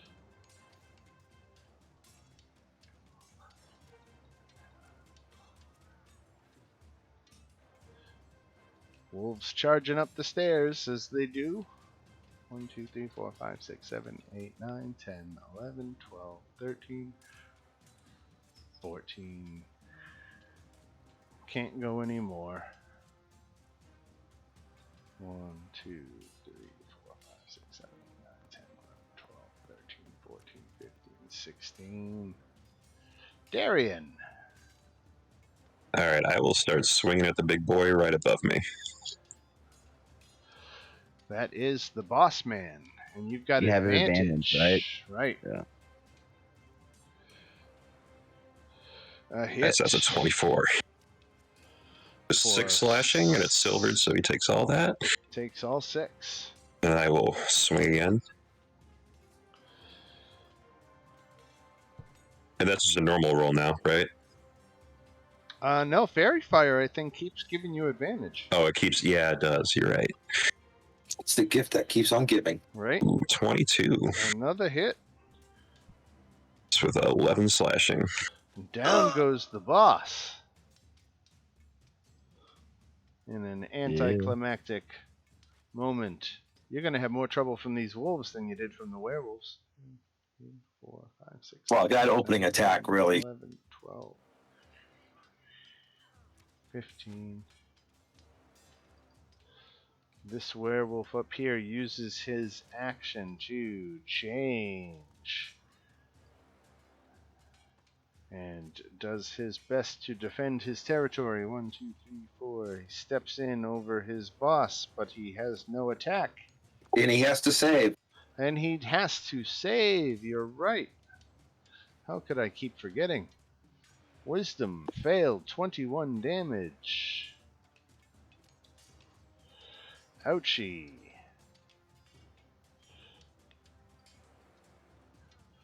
One, 2, 3, 4, 5, 6, 7, 8, 9, 10, 11, 12, 13, 14, 15, 16. Ooh, he's getting close to starting to get close anyway. 1, 2, 3, 4, 5, 6, 7, 8, 9, 10, 11, 12, 13, 14. Skenis is dead. Zulika.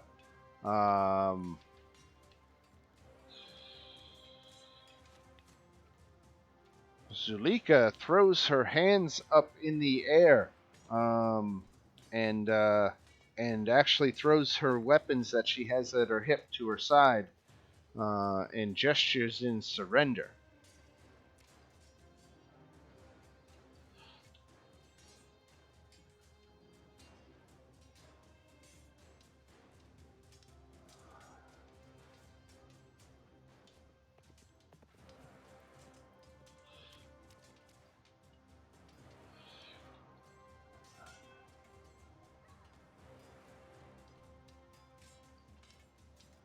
So many wolves. 1, 2, 3, 4, 5, 6, 7, 8, 9, 10, 11, 12, 13. Are they just regular wolves? Yep. It's going to be sad to watch them run into that thing. Right?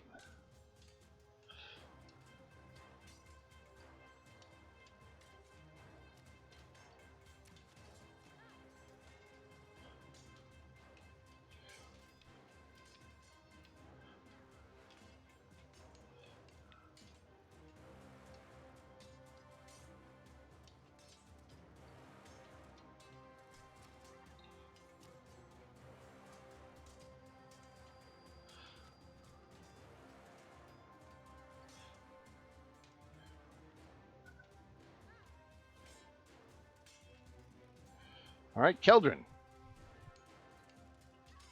Okay. let's see. So I will bonus action to cast Shadow Blade. It's asking me to roll, but don't pay attention to that. That's just me casting the spell. Okay, and then I will attack with the Shadow Blade. I will cast Green Flame Blade in the attack on this creature right there. Okay, all right. So let's see. That is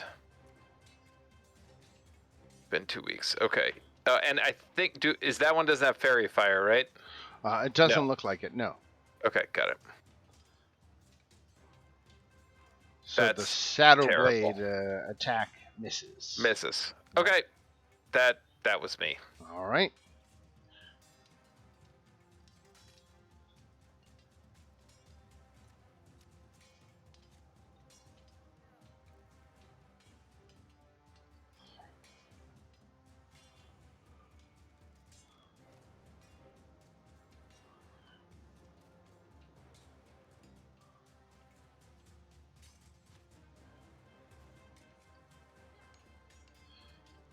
Wow, that's a lot of them.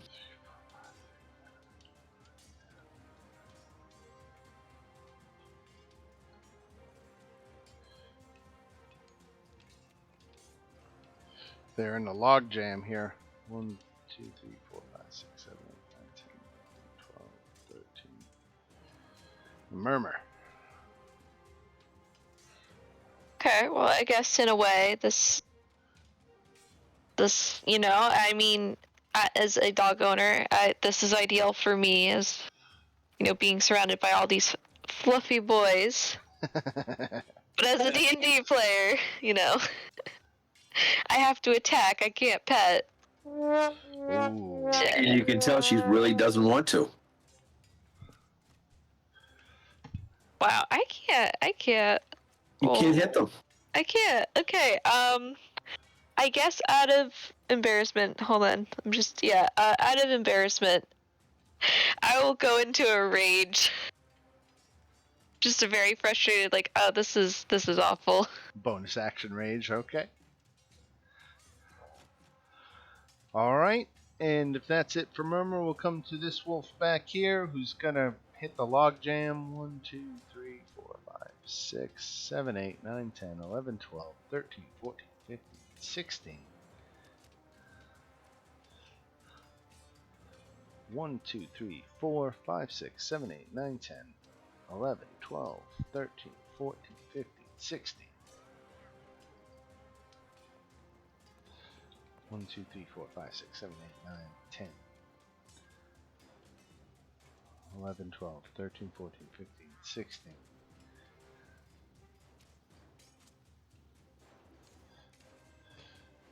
1, 2, 3, 4, 5, 6, 7, 8, 9, 10, 11, 12, 13, 14, 15, 16. Werewolf. Over here. Not doing so good. He's gonna change and run over. 1, 2, 3, 4, 5, 6, 7, 8. Save. Save, right. Oh, and if he saves, he takes 10 points of damage. It's 21, so yeah. All right.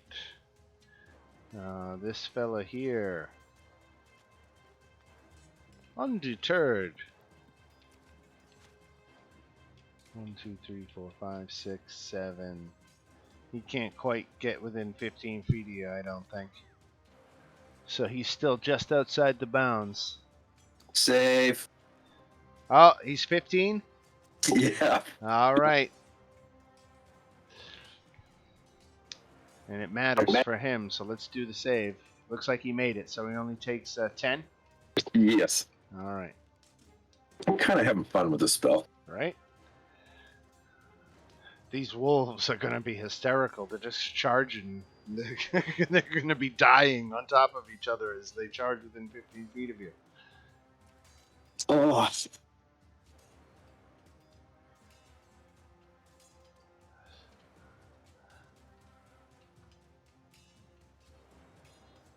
right, so we are back up at this wolf right here. 1, 2, 3, 4, 5, 6, 7, 8. And he'll dash. 1, 2, 3, 4, 5. All right, here it comes. Wisdom save. Failed, so he takes 21. Yes. Hooah! Alright, I'm going to start piling all these corpses off to the side so I can count them later. Alright, that wolf is gone. This guy basically dashes up, same thing. Here comes his save. He fails it, he dies.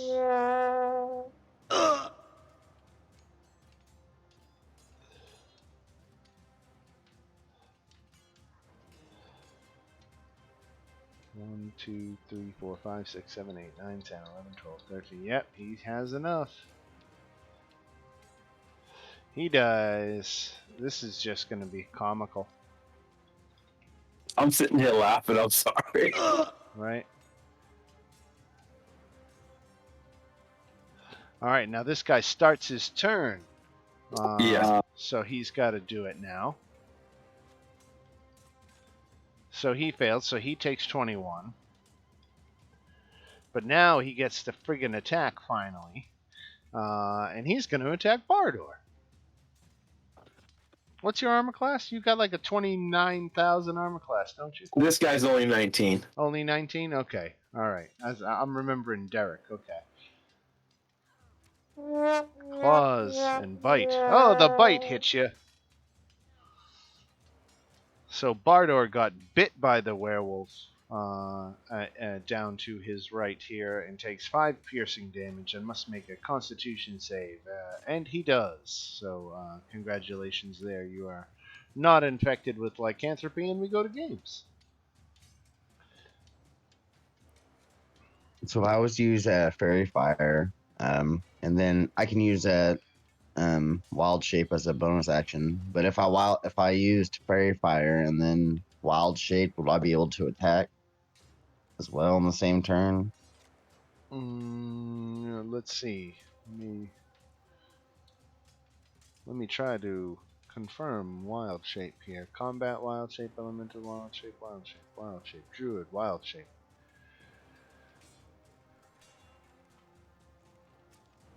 You can use your action to magically assume the shape of a beast. So you use your action to change. You do not have it left over to attack or cast a spell. Okay. Yeah, because it doesn't say I can use the bonus action to attack. Just use it. Right.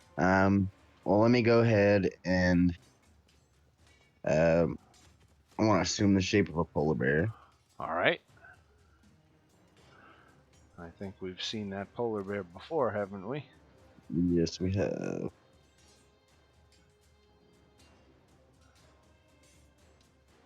Let's see here.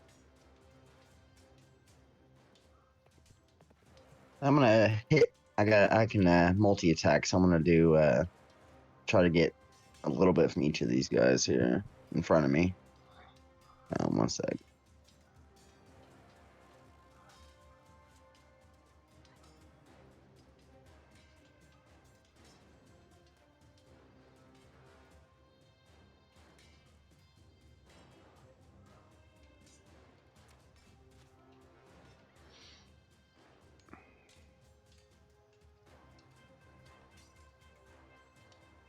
That one's the guy to the right. 16. Yeah. All right. That 2 hits for 4 and 6 damage, so 10 damage altogether. And which one did you want to hit? The one on top has been more damage. Don't put all the one on the top, yeah. All right. 4 and 6 is 10. All right. 10 points of polar bear damage. And with that, we come to a wolf who's probably charging to his death. 1, 2, 3, 4, 4, 5, 6, 7. Yeah, because just on the other side of the polar bear, I still hit. Right. So he gets that close, and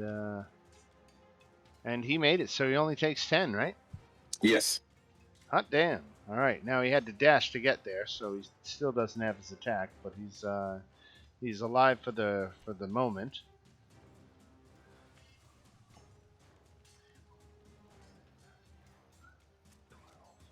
Makes his save. Fails, dies. Little secret, you stick me in the middle. All right, Bianca is now going to attack Darian. She has to save, though, right? Yes, she still does have to save. You're right about that. She does it, so she takes 21 damage. And then she attacks with the claws on Darian. Ooh, 7 is not very good. And 11 is not much better. Bardor. Hey guys, sorry to interrupt. I got a phone call that someone's calling me real quick. It's really important. I'll join back in just a second. Sure, man. I'll Take be your right time. back. Oh, I'm going to bonus action hammer. Now, where did that hammer go? Oh, there it And is. smack that one. All right.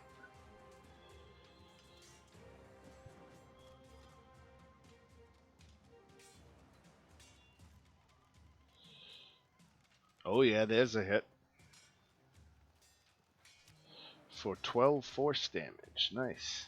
And then as an action, I'm going to snap off a cantrip. At the one that's right to right there. All right.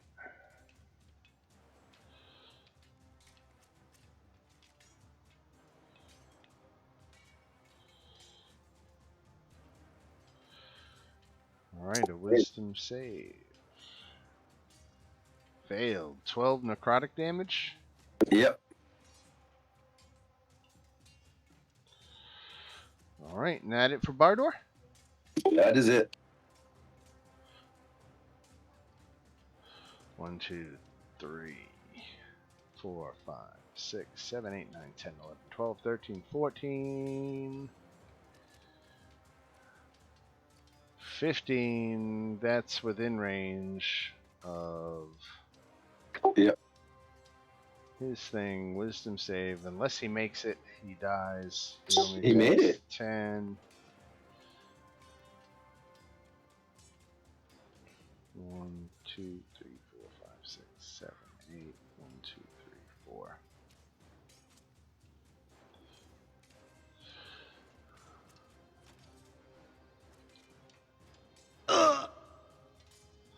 Wolves just charging, barreling in to their own demise. This werewolf here has to make his wisdom save. He made his. He only takes 10. And he attacks Darian.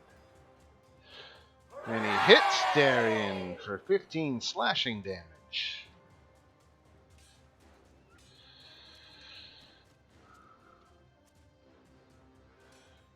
And then misses Darian for... Okay, so I dropped Shield of Faith. All right. All right. That was that werewolf. We go to this one over here, who is abstaining from the fighting so far. This one here has to make his wisdom save. Failed. 21 damage. And then he's going to attack this big-ass polar bear. 21, I'm sure, hits for 6 on the polar bear.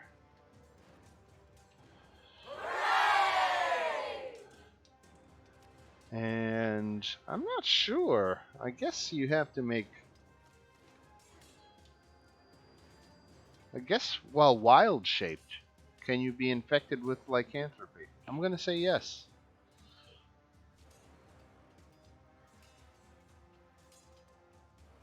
Let's do a quick search. 5e, wild shape.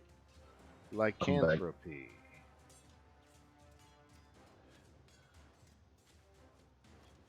Can lycanthropy be afflicted in the statistic of a beast? Become a wild shape to a druid with a case of what?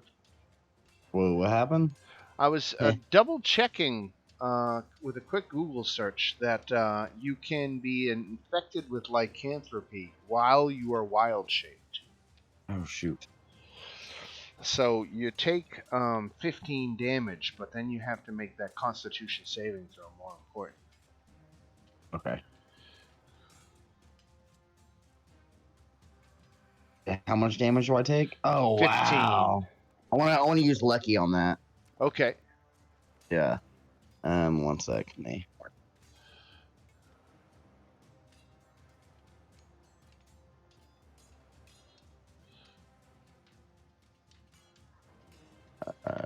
One more go.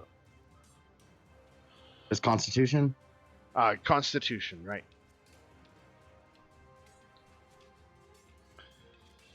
There you go. Turn to failure into success. So you take the 15 damage, but you are not afflicted with lycanthropy. I thought you were going to make me change my spell lineup. Oof. All right, Safina. All right. I'm gonna steady aim, and I'm gonna go after this guy right here with a silvered arrow. Very nice. Sneak damage 7, and then I'm also going to do my last Whales from the Grave. So we'll do another 8 to the one below him. Okay, so 13 on which one? 13 on this one. Okay, that kills him. And 8 on this one. Got it. -8. All right. We'll move the dead off the board. And we go to wolves, most likely charging to their death. 1, 2, 3, 4. Sounds like a reality show. 8, 9, 10, 11, 12, 13. Wisdom save. Failed. Die.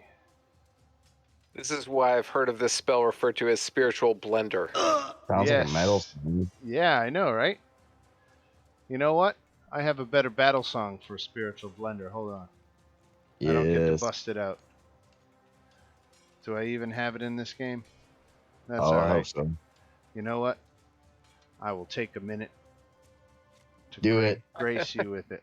Do it. Oh, where is it? I need my audio. My audio. Show me my audio here. All right. I got this. It's in here somewhere. Where is it? I'm all about the battle music. Here it is. Add to game. Yeah. All right. Enough with Battle of the Amazons. Let's go with this one. Oh yeah. Oh yeah.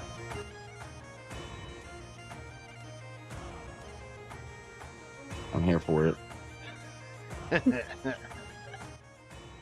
All right. So where was I? We were making saving throws. That's right. And then Safina did steady aim and did a couple of attacks. We had somebody charge to their death, and a little bit more charging to their death. 1, 2, 3, 4, 5, 6, 7, 8, 9, 10, 11, 12, 13. Yes. Make that saving throw. And die. Sometimes it feels like I'm playing with myself and you guys are just watching.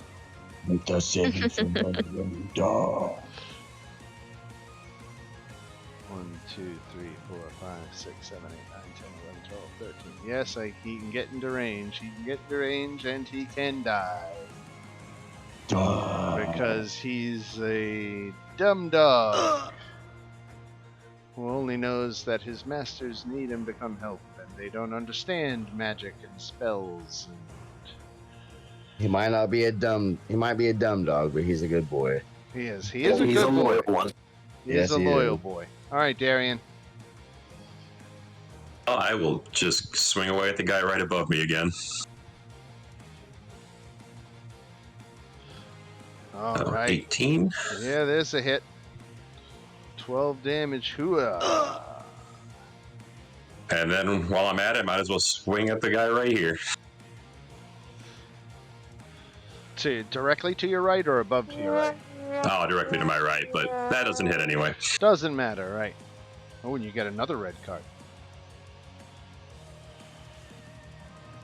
We gotta keep track of those. All right, let's see what else is next. Wolf up here. 1, 2, 3, 4, 5, 6, 7, 8, 9, 10, 11, 12, 13. Yes, he's got enough. Okay. He goes here. He rolls. He dies. Dogs. I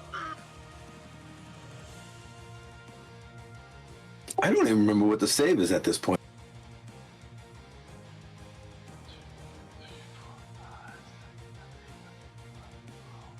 14, 15, 16. Is that enough? Yeah, it's enough. All right.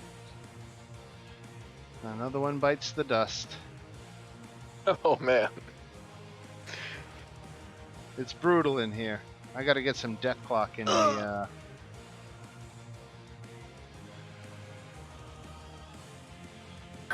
You need a slowly deathmatch song.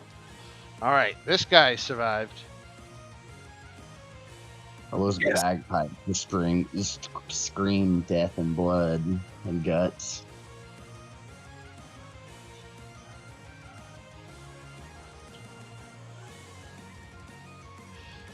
All right, this guy's running up behind you, and you know what? He's not close enough to be killed by your spiritual blender yet. Zulika is continuing to offer herself up for surrender. Let's go. 1, 2, 3, 4, 5, 6, 7, 8, 9, 10, 11, 12, 13, 14, 15, 16. He gets up this far, and he's not close enough to the blender. 1, 2, 3, 4, 5, 6, 7, 8, 9, 10, 11, 12, 13, 14. He's close enough for the blender, right? Let me remeasure. I know it's believe he right. is. He made his save.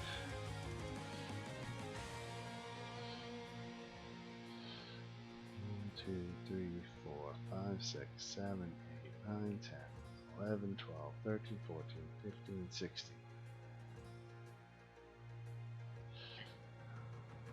Hey guys, are we taking prisoners in this fight? Because the one over there surrendering. We'll kill her That's last. what I was saying. If she's not going to help us fight, then then what's the point? Because she helped facilitate all this. She wasn't a slave. She wasn't forced to do it. She's not going to help us fight. Then why should we take her as a prisoner? I feel like you can't kill people that surrender in battle. Just I'm yell pretty at her, sure fight or die. at least in our world, I believe that's a war crime. Well, we don't have to kill her. We don't have. I'm not saying kill her. We could just lock her in one of these cages, and Let her leave starve her. to death. Well, I'm just saying, she's really that innocent, or really feels that bad that she'll help us fight. Stay at the end and try and figure out what's going on, to figure out what to do with her. Okay. Is this one close enough, Chris? I don't think so. But Yeah. I'm gonna double check. You really can't get any closer. Nope. One square up is where the death range starts. All right, Keldrin. All right. I will. Let's see. Move down here, and I will attack this one with green flame blade. I guess I need to start being more neutral with my character. After all, I am neutral, so no killing. Ooh, there you go. All right. So that one is gonna take. And this is the one on top, right? Yep, that damage plus green flame blade. So 21. Yep, I don't know why that rolled it like that, but And then okay. 10 to the Oh. guy next to him, right? Yeah, that's right. That's right. That can't. Sorry, that's wrong. Oh, that's. Yeah, that's not correct. It should be 1d8 to each. So something's. I'll just roll it physically. No, that's right. You take the 13 points from the blade, and then Yeah. 8 points they get split between the two of them. Well, no, you should have 1d8 and then 1d8. Yeah, but doesn't one of them get a spell bonus? No. You should. No one. Well, actually, no. You're right. It does. Never mind. That is correct. It's just Right. a really good roll. Sorry. Right. All right, so 10 to this fella. Yep. All right. That's my turn. All right, Kildren, and we'll go down to a wolf down here. 1, 2, 3, 4, 5, 6, 7, 8, 9, 10, 11, 12. He can't get close enough, so he's right on the edge there. 1, 2, 3, 4, 5, 6, 7, 8, 9, 10, 11, 12, 13, 14. So he's going to make his save. He made it, and only takes 10 points of damage.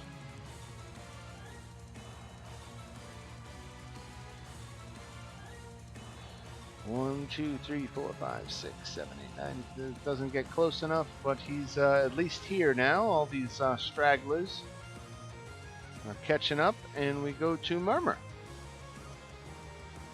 Okay, let's see if I can actually hit them this time.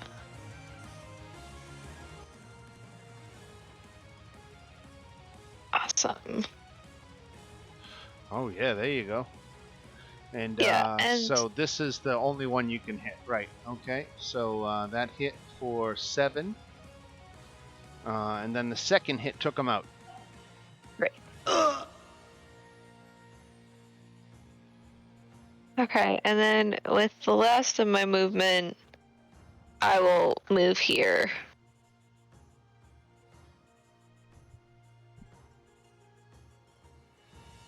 All right. 1, 2, 3, 4, 5, 6, 7, 8, 10, 12, 13, 14, 15, 16. Still not close enough to Bardor, though. 1, 2, 3, 4, 5, 6, 7, 8, 9, 10, 11, 12, 13, 14, 15, 16. Close enough to Bardor, right? Yeah, it looks close enough, yeah. All right, so another one bites the dust. It really is a spiritual blender. It is amazing. Because it's hard to get all these little guys next to you to do anything that might affect your concentration on it. Yeah, I have 16 hit points left, so I'm gonna have to use. Why did you tell me that? I Your just went, green's totally. Your ring looks totally green to me. well, I'm gonna use I wasn't even thinking until I went back and looked at my spell sheet. All right. My character sheet.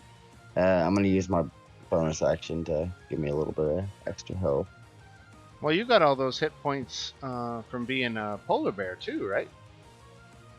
How does that affect? How does that go with? So I, when you wild shape, you basically become a full hit point version of the creature, and then when you lose all your hit points as that creature, that's when you go back to whatever you had before you wild shaped. That's definitely how polymorph is. Right. It doesn't say that specifically here. Maybe wild shape is different. Maybe I'm confusing it with polymorph. Hold on. Let me see here. Just don't kill yourself. Yeah, it's not that bad.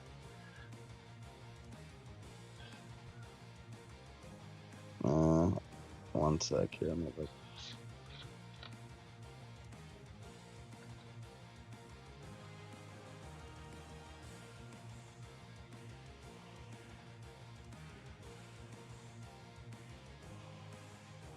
Go on, I'll toss you a skeletons. It doesn't say. Well, hold on.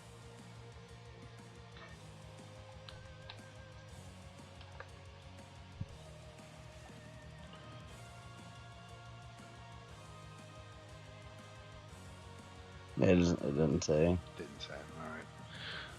All right. But I'm going to hit this guy directly across me here.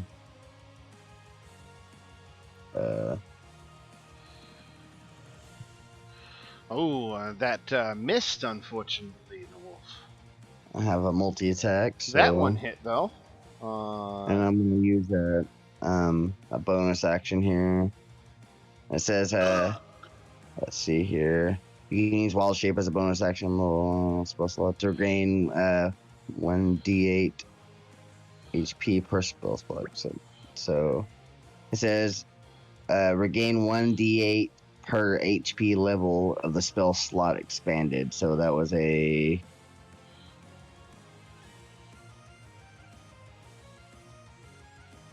I'm not sure. Wild Shape is. Are you casting a heal? Yeah. Yeah, I think Wild Shape isn't a spell slot ability. That's just an ability. Oh, so I can't even use that Right. guy. I think what combat, if that's telling you, I think what it's telling you is if you give up a spell slot, you can get hit points back. But it's not part of automatically what Wild Shape does. Okay, yeah, that's what I was trying to do. I was trying to give up a spell slot to get the All right, now this wolf unfortunately survived the initial barrage, but he's not going to survive even if he makes his saving throw. Bardor's spirit guardians. So this guy immediately perishes at the start of his turn. Whoa, it says I'm dead. Hold on. What happened here? Yeah, you adjusted your hit points to 0 at some point. Oh. When you try to heal yourself, instead of adding them, you minus them. Oh. All right, Blender Bardor. Well, I'm going to spiritual weapon first. Blender. So I don't like get it. He's going to hit the guy up the top there. Right above him, okay. Oh yeah, there's a hit.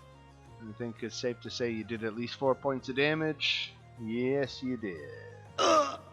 And then I'm going to turn around and smack the polar bear with The polar bear? a heal for 14. Oh, smack the polar bear. Got it. Thank you. A good kind of smack. It's just like that little DiNozzo type thing. Right. Much appreciated. Not a Will Smith kind of smack. That was the good one. Yeah. What did the 5 fingers say to the face? Hey, I got a joke for you all. You know, I've been waiting for that punchline because I heard you log in and say it. And then you didn't. I wasn't sure if you were there. All right, so what do you call an IT teacher who touches his students?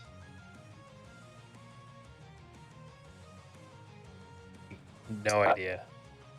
A PDF file.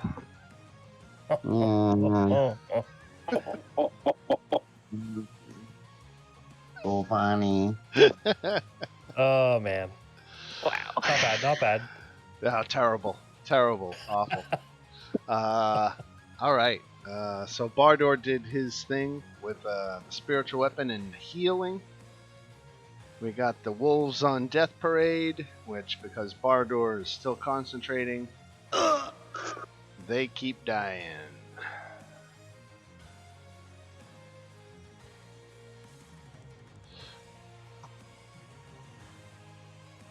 All right, Safina.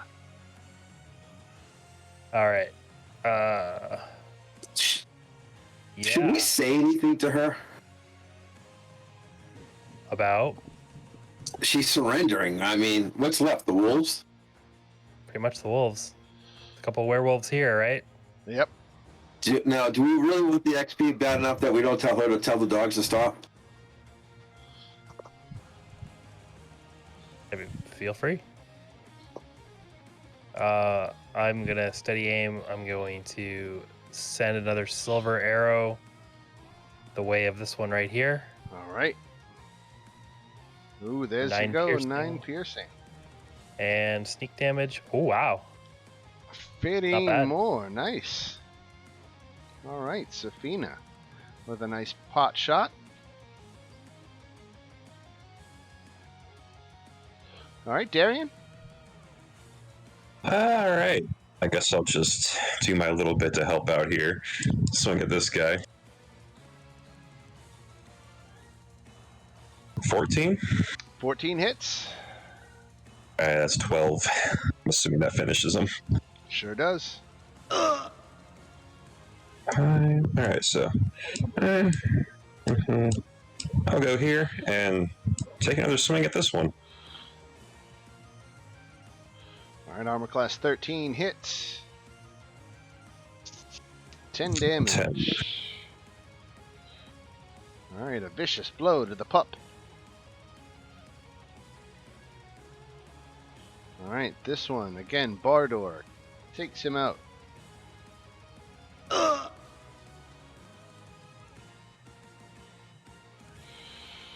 This one comes up, and he's not close enough to Bardor for it to matter, and he's going to try to attack Safina. Now, he's also got pack tactics, so he has advantage on his little attack here. Here it comes, Safina. 12. That's a miss. Surrendering. Pack tactics on Safina. 24 hits for 13. Oh, that one hit. All right. And you must succeed a strength saving throw or be knocked prone. Strength saving throw. Knocked prone.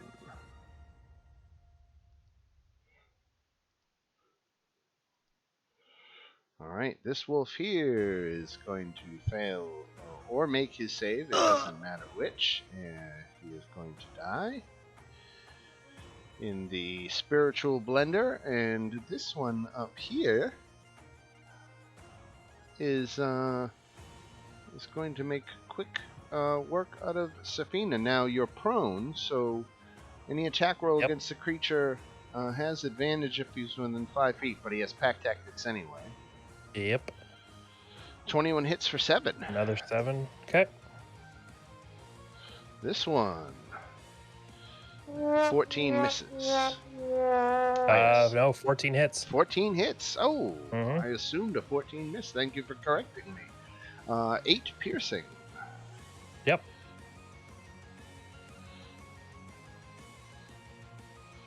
1, 2, 3, 4, 5, 6, 7, 8. Save. That's right on the edge of it. Failed, right? You're correct. 16's to save. So 21 damage. Yes. Okay. Coming at Safina. 20 hits for 6. Yep. And the bite chomps in and misses.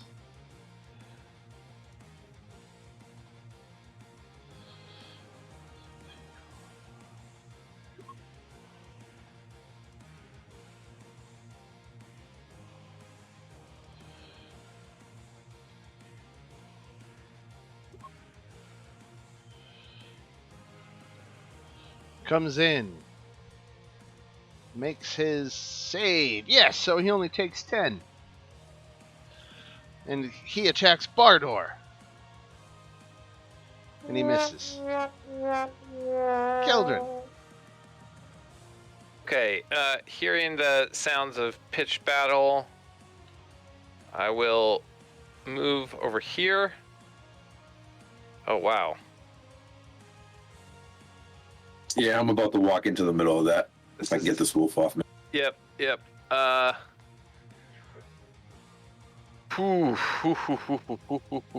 Okay.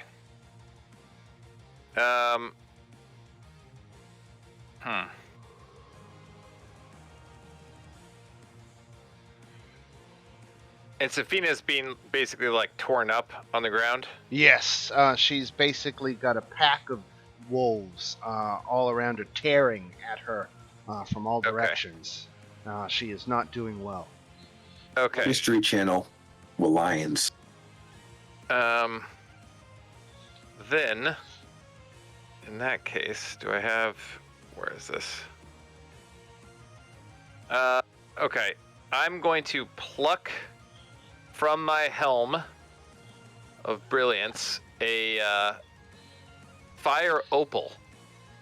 Okay. And I'm going to throw it. If you could throw up the area of effect thing. The 20-foot one? Yeah.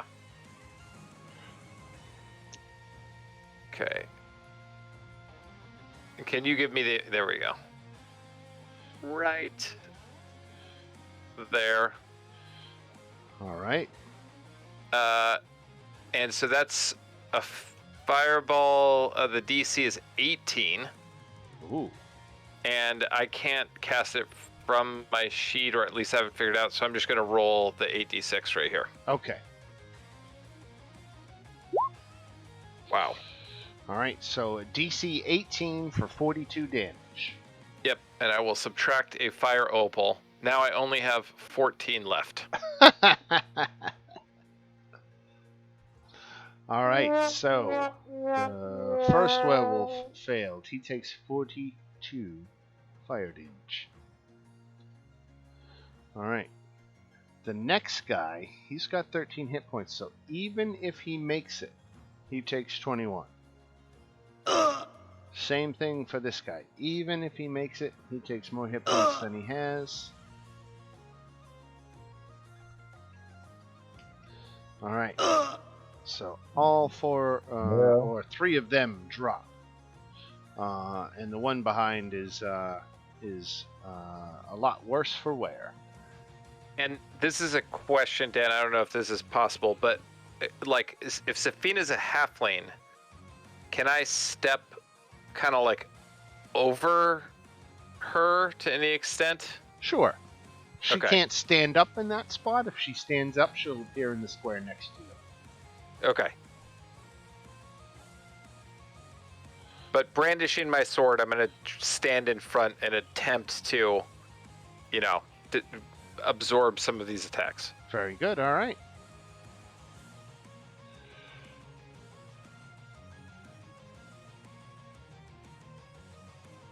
Come to my blender. All right. Blend away. Failed. Fuck.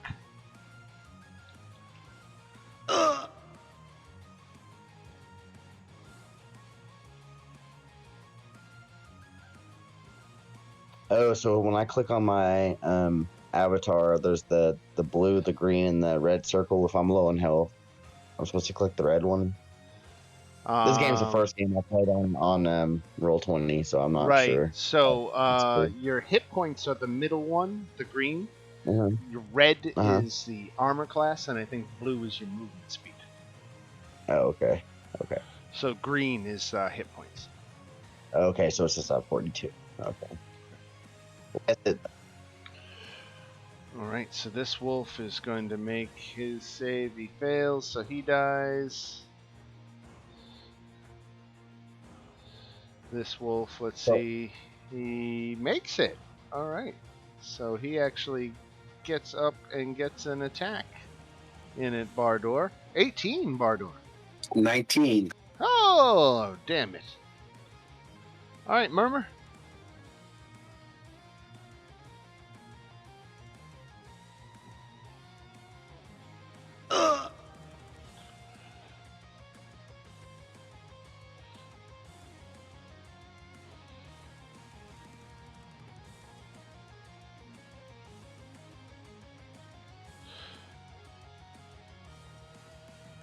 Oh, uncanny dodge. Should have helped you, right? Mega fail. Oh well. Well, add the 17 hit points back if it's that easy to keep track of.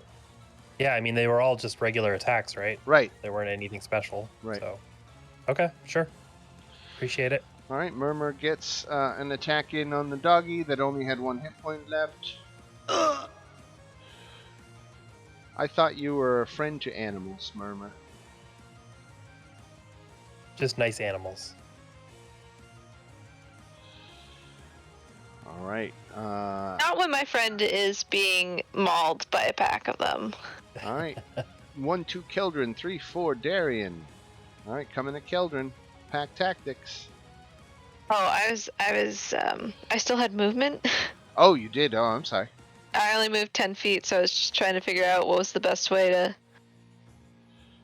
Okay, I can get if I go like through here. I don't know if this is rough terrain with the polar bear. It counts as 2 squares to move through it, right? Okay, yeah, because I have the movement then to get through. All right. I'll kind of just like duck down so she can like slide over me. Yeah, and then I will, just because that was one of 2 of my attacks, I will aim my short sword At that this one. wolf here Got to it. help Bardor. And hit for 7. Okay. All right. Keldrin, 17 hits for 7.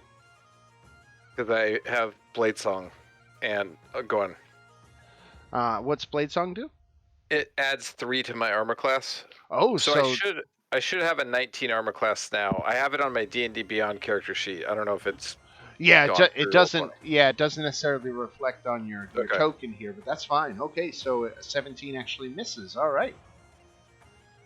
Good on you with the Blade Song. You can manually edit the token, I think.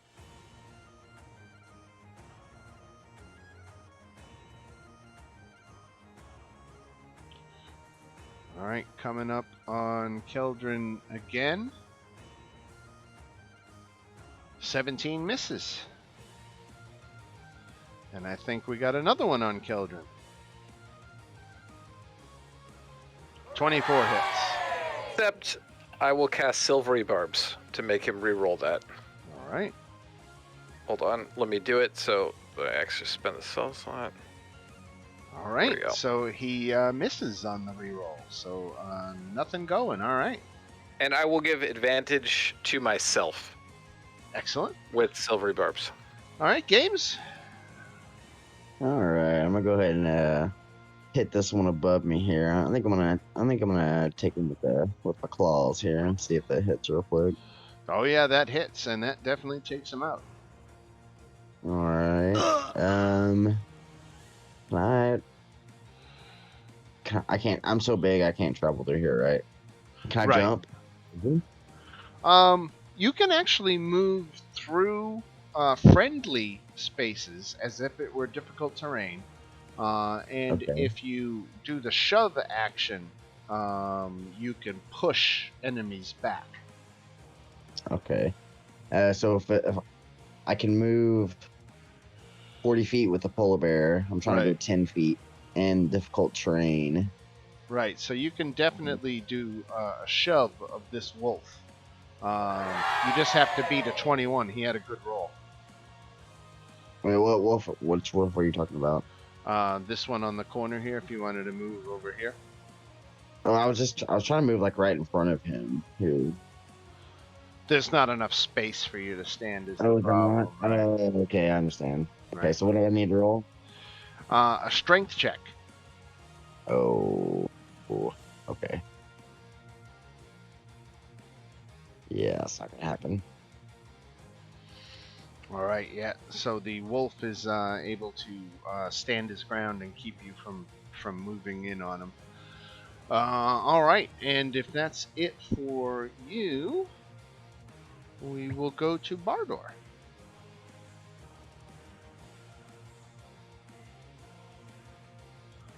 Blendor. Endor moves up to put them all in range.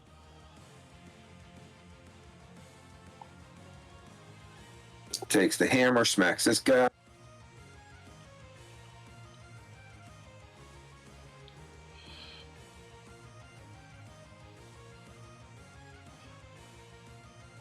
That's probably a miss. That is a miss. All right. And action wise, which I'm going to do as a cantrip on the guy that the hammer missed. Okay.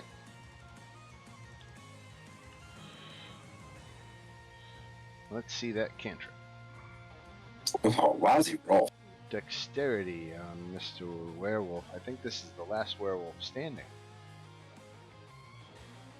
He made it. Wow.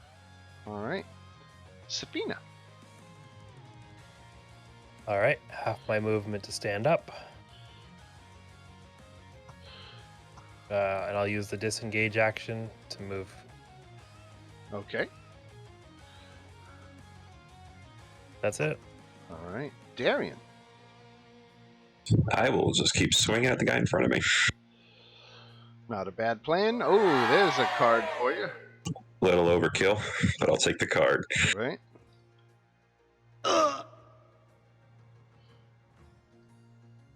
Actually, I could move up and hit another one. All right. Why not? Right. Because why the hell not? 11 damage.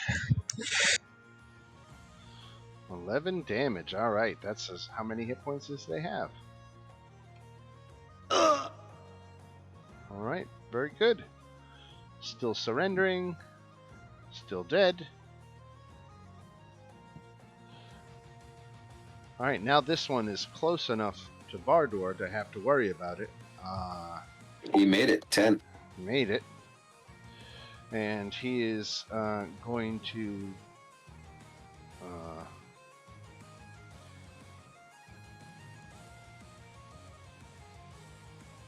all right, so he's just sliding up to get his pack tactics advantage. I guess he didn't even have to move really, but he gets it on Keldrin, so here it comes, that advantage. Keldrin, miss with a 9.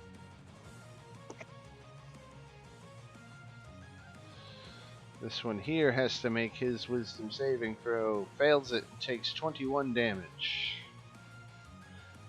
Alright,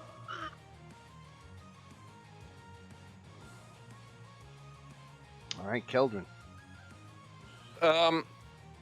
I will attack this one with green flame blade. So first,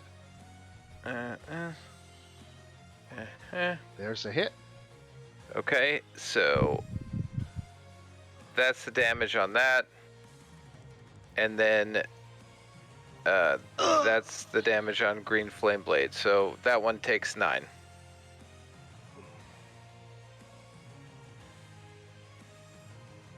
Alright. And I'll go ahead and step forward. I don't know why, just because. Sure, why not, right?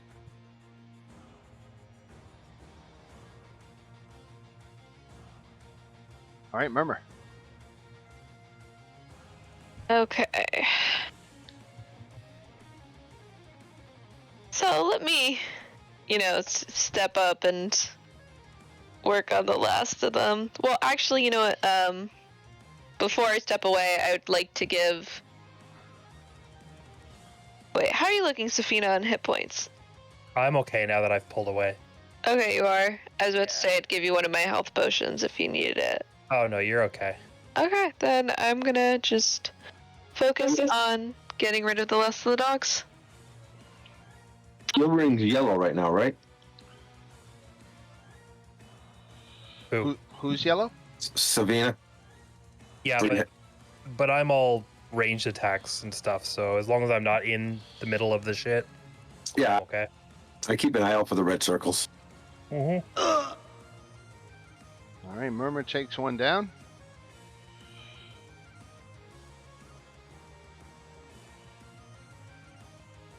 Games, says the polar bear.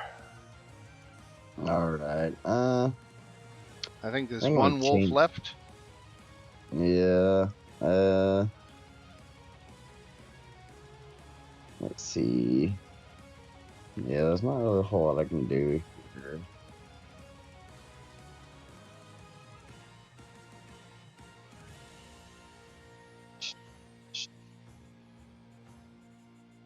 I'm just gonna use one more spell. I don't know.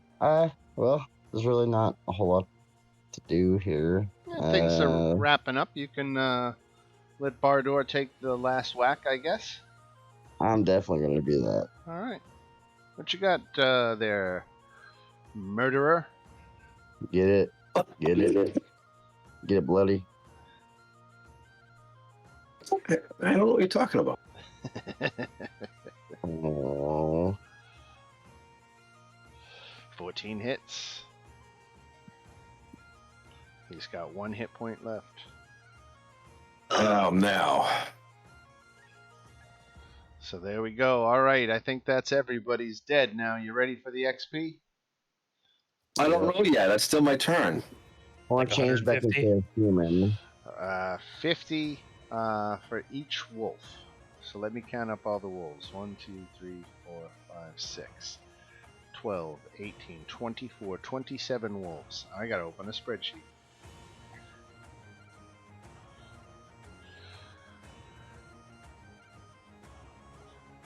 Equals 27 times 50. Alright, that's 1350. Then the werewolves. There's 6, 12, 13 of them. 13 of them. Actually, Kirill is one of them. Let me find Kirill in here. He's not the same as the others. So there was 12 at 700. Equals 12 times 700. That's 8,400. 1350 plus 8,400 plus Kirill. Kirill was worth 700, same as the rest of the regular werewolves. Okay. So let's add all that together. And it is 10,450 equals A4 divided by 6. Or 1,750 XP each. Yes.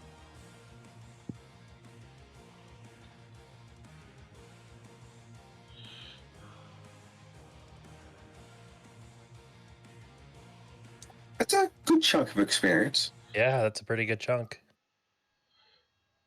And I'm debating: do I just move over beside them and leave my spell up, and we take Hey, out the guys. last of the problem? I know we have 20 minutes left, but I'm gonna have to bounce out on my kid. My kid just came in and told me she's not feeling very good, so I'll just catch Oh, you. poor Always thing. take care of babies. All right, man. Yeah, Well, you take care, and I hope he feels better. definitely. I'll catch you guys next week, though. All right. All right. See you guys. All right. Bye. Poor kiddo. Yeah, that's no fun. Right.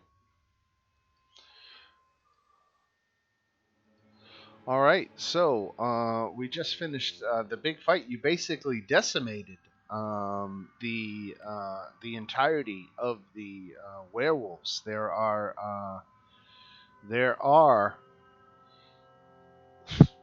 2, 3 pack members, 4, I guess, pack members left alive at this point. Over here, huddled in a cave, is a woman clutching a young child, probably of about 5 years of age. She's just clutching him and is kind of seated on the floor of this dirt cave and is watching you warily, not making any aggressive moves at all. I guess the question is: are we going to leave like empathy in the thing, or are we going to take them out? I don't think we can do that. They surrendered, and one of them is a child. It just leaves the problem to go down the road. That's all I was saying. Are we certain that they can't live in relative peace and harmony?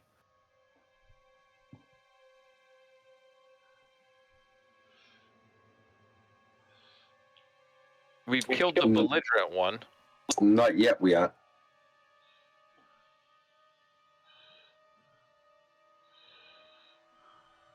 Guess I'd have to convince me.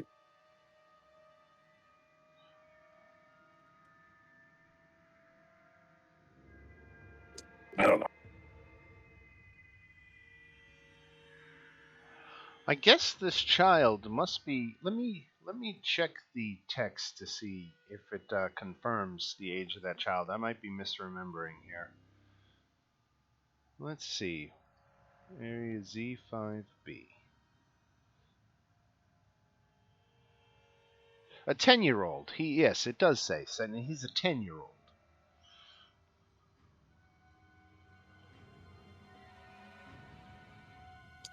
Can we not remove the curse of lycanthropy on these people? Is there a time limit on removing it? Do I know that, Dan? I have some arcana. Make I don't know if a that's arcana.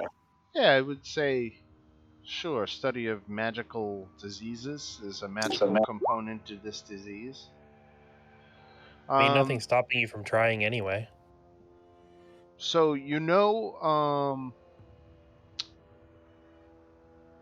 casting a greater restoration or a remove curse spell should end the lycanthropy.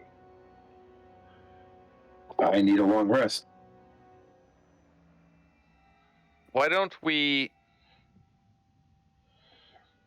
put them under guard, take a long rest here, and we can remove their curse over the course of the next days.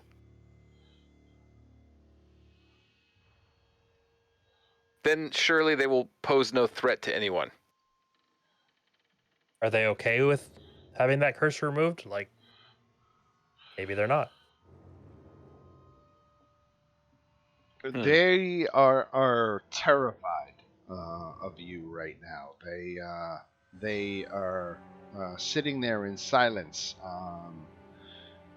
probably because they figure pleading for their lives won't do any good. So they're just trying to keep their distance from you, but just watching your every move for you to turn around and decide to kill them, in which case they're going to run for their lives.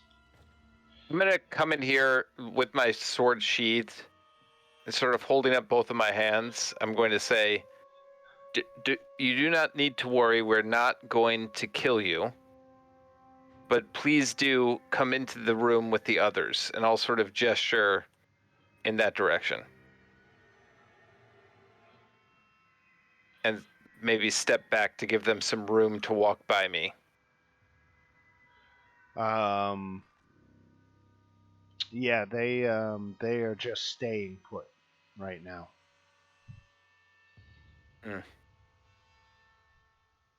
I say, oh, lady, what do you got to say? This lady?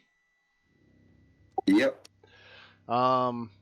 She introduces herself as Zulika. She said she was the mate of the former leader of the pack, the one that Kirill managed to usurp. So she is thankful that that you got rid of him, even though she was sad to see all of her clanmates die. She was hoping there would be something left of the clan to recoup, but killing Kirill was something that she was interested in. So she spits on his body and asks if you're going to kill the rest of them, basically. The people who are left, because it's not just Zulika, but the two in the cages as well. There's a human. He's like unconscious and sleeping here in this cage, and this starved werewolf, whom Zulika has now given a full plate of food to, and who is voraciously tearing into said food.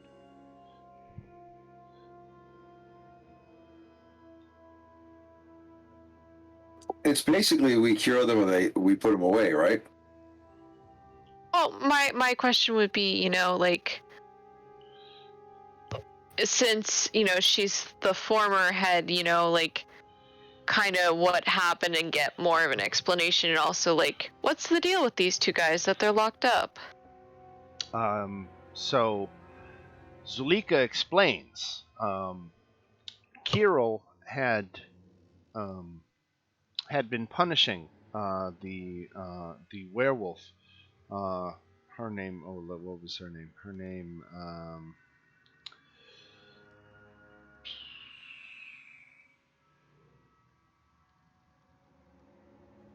Oh, Annika. Okay, so Annika is the werewolf in the cage. Annika fell in love with a human from Valaki, a man named Halik. And Kirill had forbid the relationship, but Annika would still sneak out to meet with Halik. What Kirill did as punishment was that he basically is starving Annika to death and saying that the only thing she's going to be allowed to eat is her lover, Halik, which of course she doesn't want to do, but he's starving her to the point of madness where she's not going to be able to control herself. Of course, all that is over and done with now. You've interrupted that plan. And Zulika is seeing to it that Annika is no longer starving.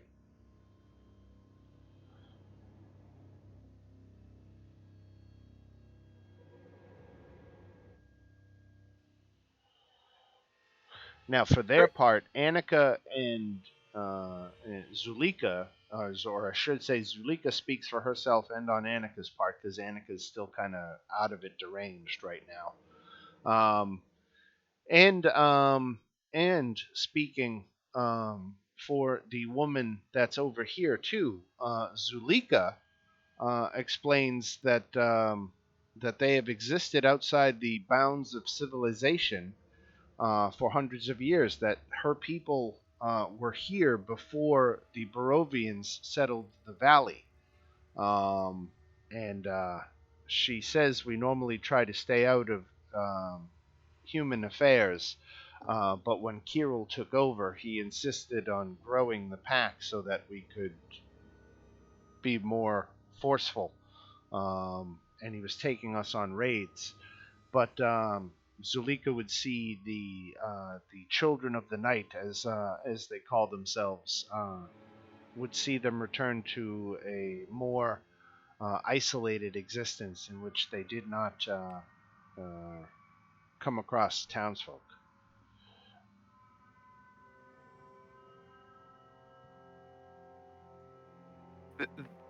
There you are. There's no threat posed by these creatures. That would be absolutely wrong to do them any harm. Then how are they going to expand their ranks? They want to stay werewolves because these were not, with the exception of the young boy, the 10-year-old boy, he was turned. These others were born werewolves. Okay. My next question is the boy. Was he an orphan? Was that his story, or did he have a family? He was one of the survivors of the basically kiddie fight club that Kirill was running. He was the survivor of the last round, the last child left standing, and was hence bitten and turned into a werewolf and welcomed to the tribe. Kirill then assigned the child to pack member Winnie, and put her in charge of rearing the child. She was a prime candidate because she had recently lost a child of her own. So Kirill was hoping that it would help fill that void. But the kid himself, we don't know if he like had a family and was adopted, kidnapped, or was it just he was an orphan and they were like, maybe maybe he'll survive. Zulika explains that Kirill had the pack working for Strahd. And Strahd actually, on nights of the full moon, would open up the borders of his domain and allow the werewolves to slip out to other worlds where they would raid villages and towns, and they would whisk away these children and take them back here to Barovia, where of course once you get in, you can't get out. So this young boy, this 10-year-old, he is not from Vallaki. He is not from Barovia. Getting him back to his parents is going to be impossible. And at this point, he's been here for a year. I'm going to go to the boy and kind of walk up, not too close, but then sort of squat down so I'm looking at his eye level and say, what is your name?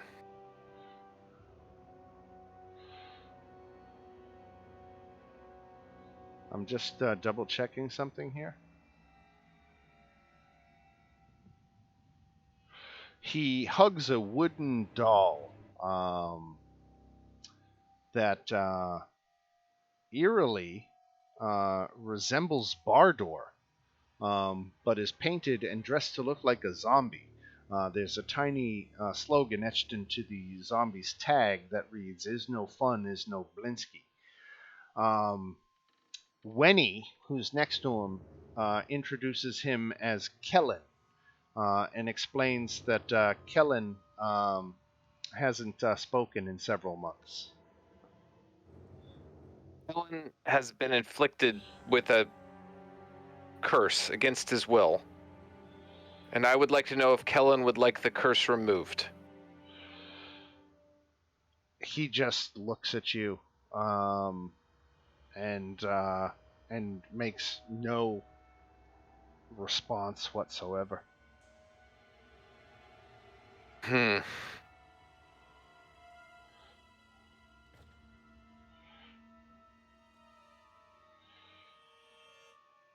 The only question I have is whether I'll kind of go back to the group and say whether we take the boy with us and try and cure him. I mean, if you guys want to leave him behind, I'm just going to look at demons and orphanages and everything else and say, not sure this is a good call. Listen, you can't just kill everything that's potentially dangerous. We're potentially dangerous.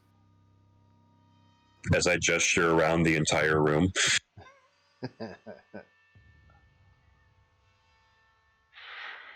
Gestures broadly at everything.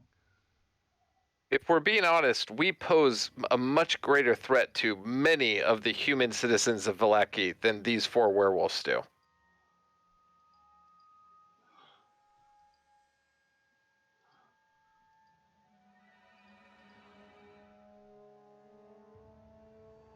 Okay.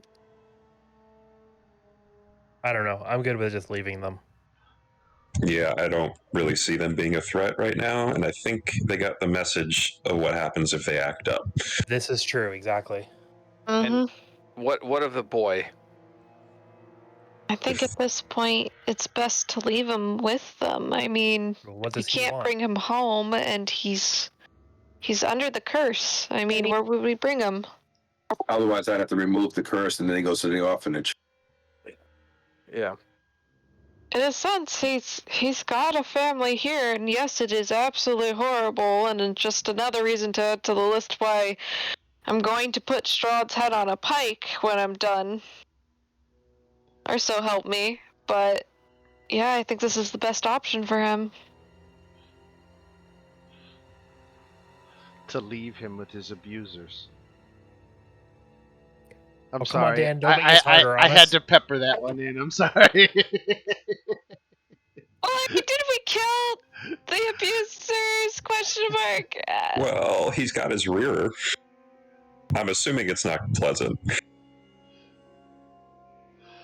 Well, maybe things will be better at the Wolf Pack now that Kirill's dead. That's true too. That's the theory. I really think we should. Kind of decided that the were-ravens are okay, right? Now that they've been Yeah, what is their opinion on this? Well, they were busy hurrying away the other kids that That you was more found. like for us to find out. Right. Right, but I'm just saying, like, where creatures in general aren't necessarily inherently evil. The were-ravens Yes. we trust. I don't know. Yeah, I think at the end of the day, if the kid wants to come with us, we should let him come with us. If he doesn't want to, then Let him decide. At this point, he is clinging to Winnie. She has been the only safe harbor that he has known for months, and he is inseparable from her.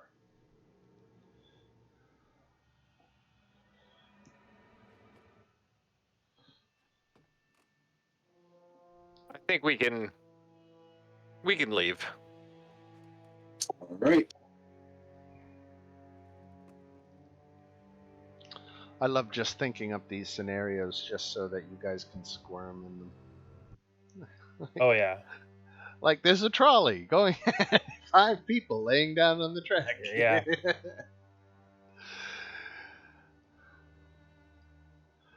Like making him make a situation impossible. Okay, so we are here at the Wolf Den. It is now dark.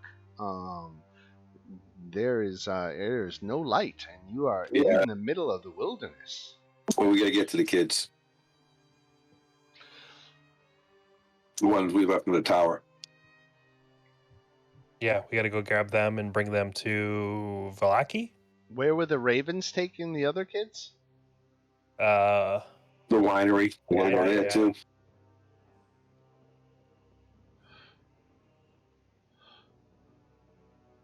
Well, I think we should go to the tower first because those kids don't have anyone else with them. Yeah. They don't have people keeping them safe, so And those are the that should be three. where we Those go. are the 3 boys Yep. from Valaki. Okay. Yep. All right. So let's. We are right at the 10 o'clock hour here. So let's just finish up with a little travel. It takes 2 hours to get back to the bridge. So let me advance the clock a little bit here. So it is now 8 o'clock at night. A couple of random encounter checks came up negative, so you were all clear. And then finally, 1 hour to the tower on the road also turns up nothing. So we arrive back at the tower. It is like 9 o'clock at night. You could rest here, get a long rest in, and wake up in the morning and hit the road to Valaki, or wherever else you wanted to go. But I would assume you want to deliver the kids back to the orphanage. So what do you think? You get in a long rest to end the session? Sounds good to me. Yeah, Perfect. that sounds perfect. All right. Let me see here. I'm going to advance the clock 9 hours, and that will take us right to first light of 6 a.m. here in Barovia on day 9 of your travels here. That werewolf fight was fairly pedestrian. The way you guys really took it down made it a lot easier for you. Than a full frontal assault. So excellent tactical decision making tonight. I think only one of you, really Safina, got in trouble when right toward the end of the fight, that Got surrounded. batch of wolves came up behind you and started nipping at your heels. But yeah, that was a good one. So thank you all. Thank you all for waiting the extra week to get in the big wolf fight. Let's see what other before we wrap up for the night. What other threads do we have going on? Do you think? That wolf fight probably would have been a lot harder missing 2 of us. That's for sure. I think that's safe to say. It would have been a Especially lot different. Bardor, Right? we would have missed the spiritual blender. Right. Right. Yeah. Which was responsible for so much. Yeah. Right. Yeah, Now, that was crazy good. now you guys were given a book by. And before you leave, I'm sorry. There was there was something huge there. So Zalika wanted you to. Did she want you to take Halik? You know what? No. She Halik. Does she? No. I'll stick with it. She didn't. She didn't tell him to take you with him. Halik. He was the human in the wooden cage. He was abducted from Valaki, so I was trying to think if maybe Zulika wanted you to return him too, but she opted to have him stick around for a while longer, I suppose, in case he wanted to talk with his love Annika. Um, but before you came out this way, I do remember Lady Voctor gave you some kind of spell book that she wanted you to see into delivered into the hands of the burgomaster's son Victor, right? Does that ring any bells for anybody? I know it goes back a couple of weeks. Yeah. No, I remember that. We were going to take care of that after we rescued the kids when we went in to take care of the burgomaster. Right, right. So okay, Yep. that's definitely an open thread. Yeah, because we go in, we replace the burgomaster, and we just leave it Right. in the saint's hand. Anything else anybody remembers as far as threads or things to chase down?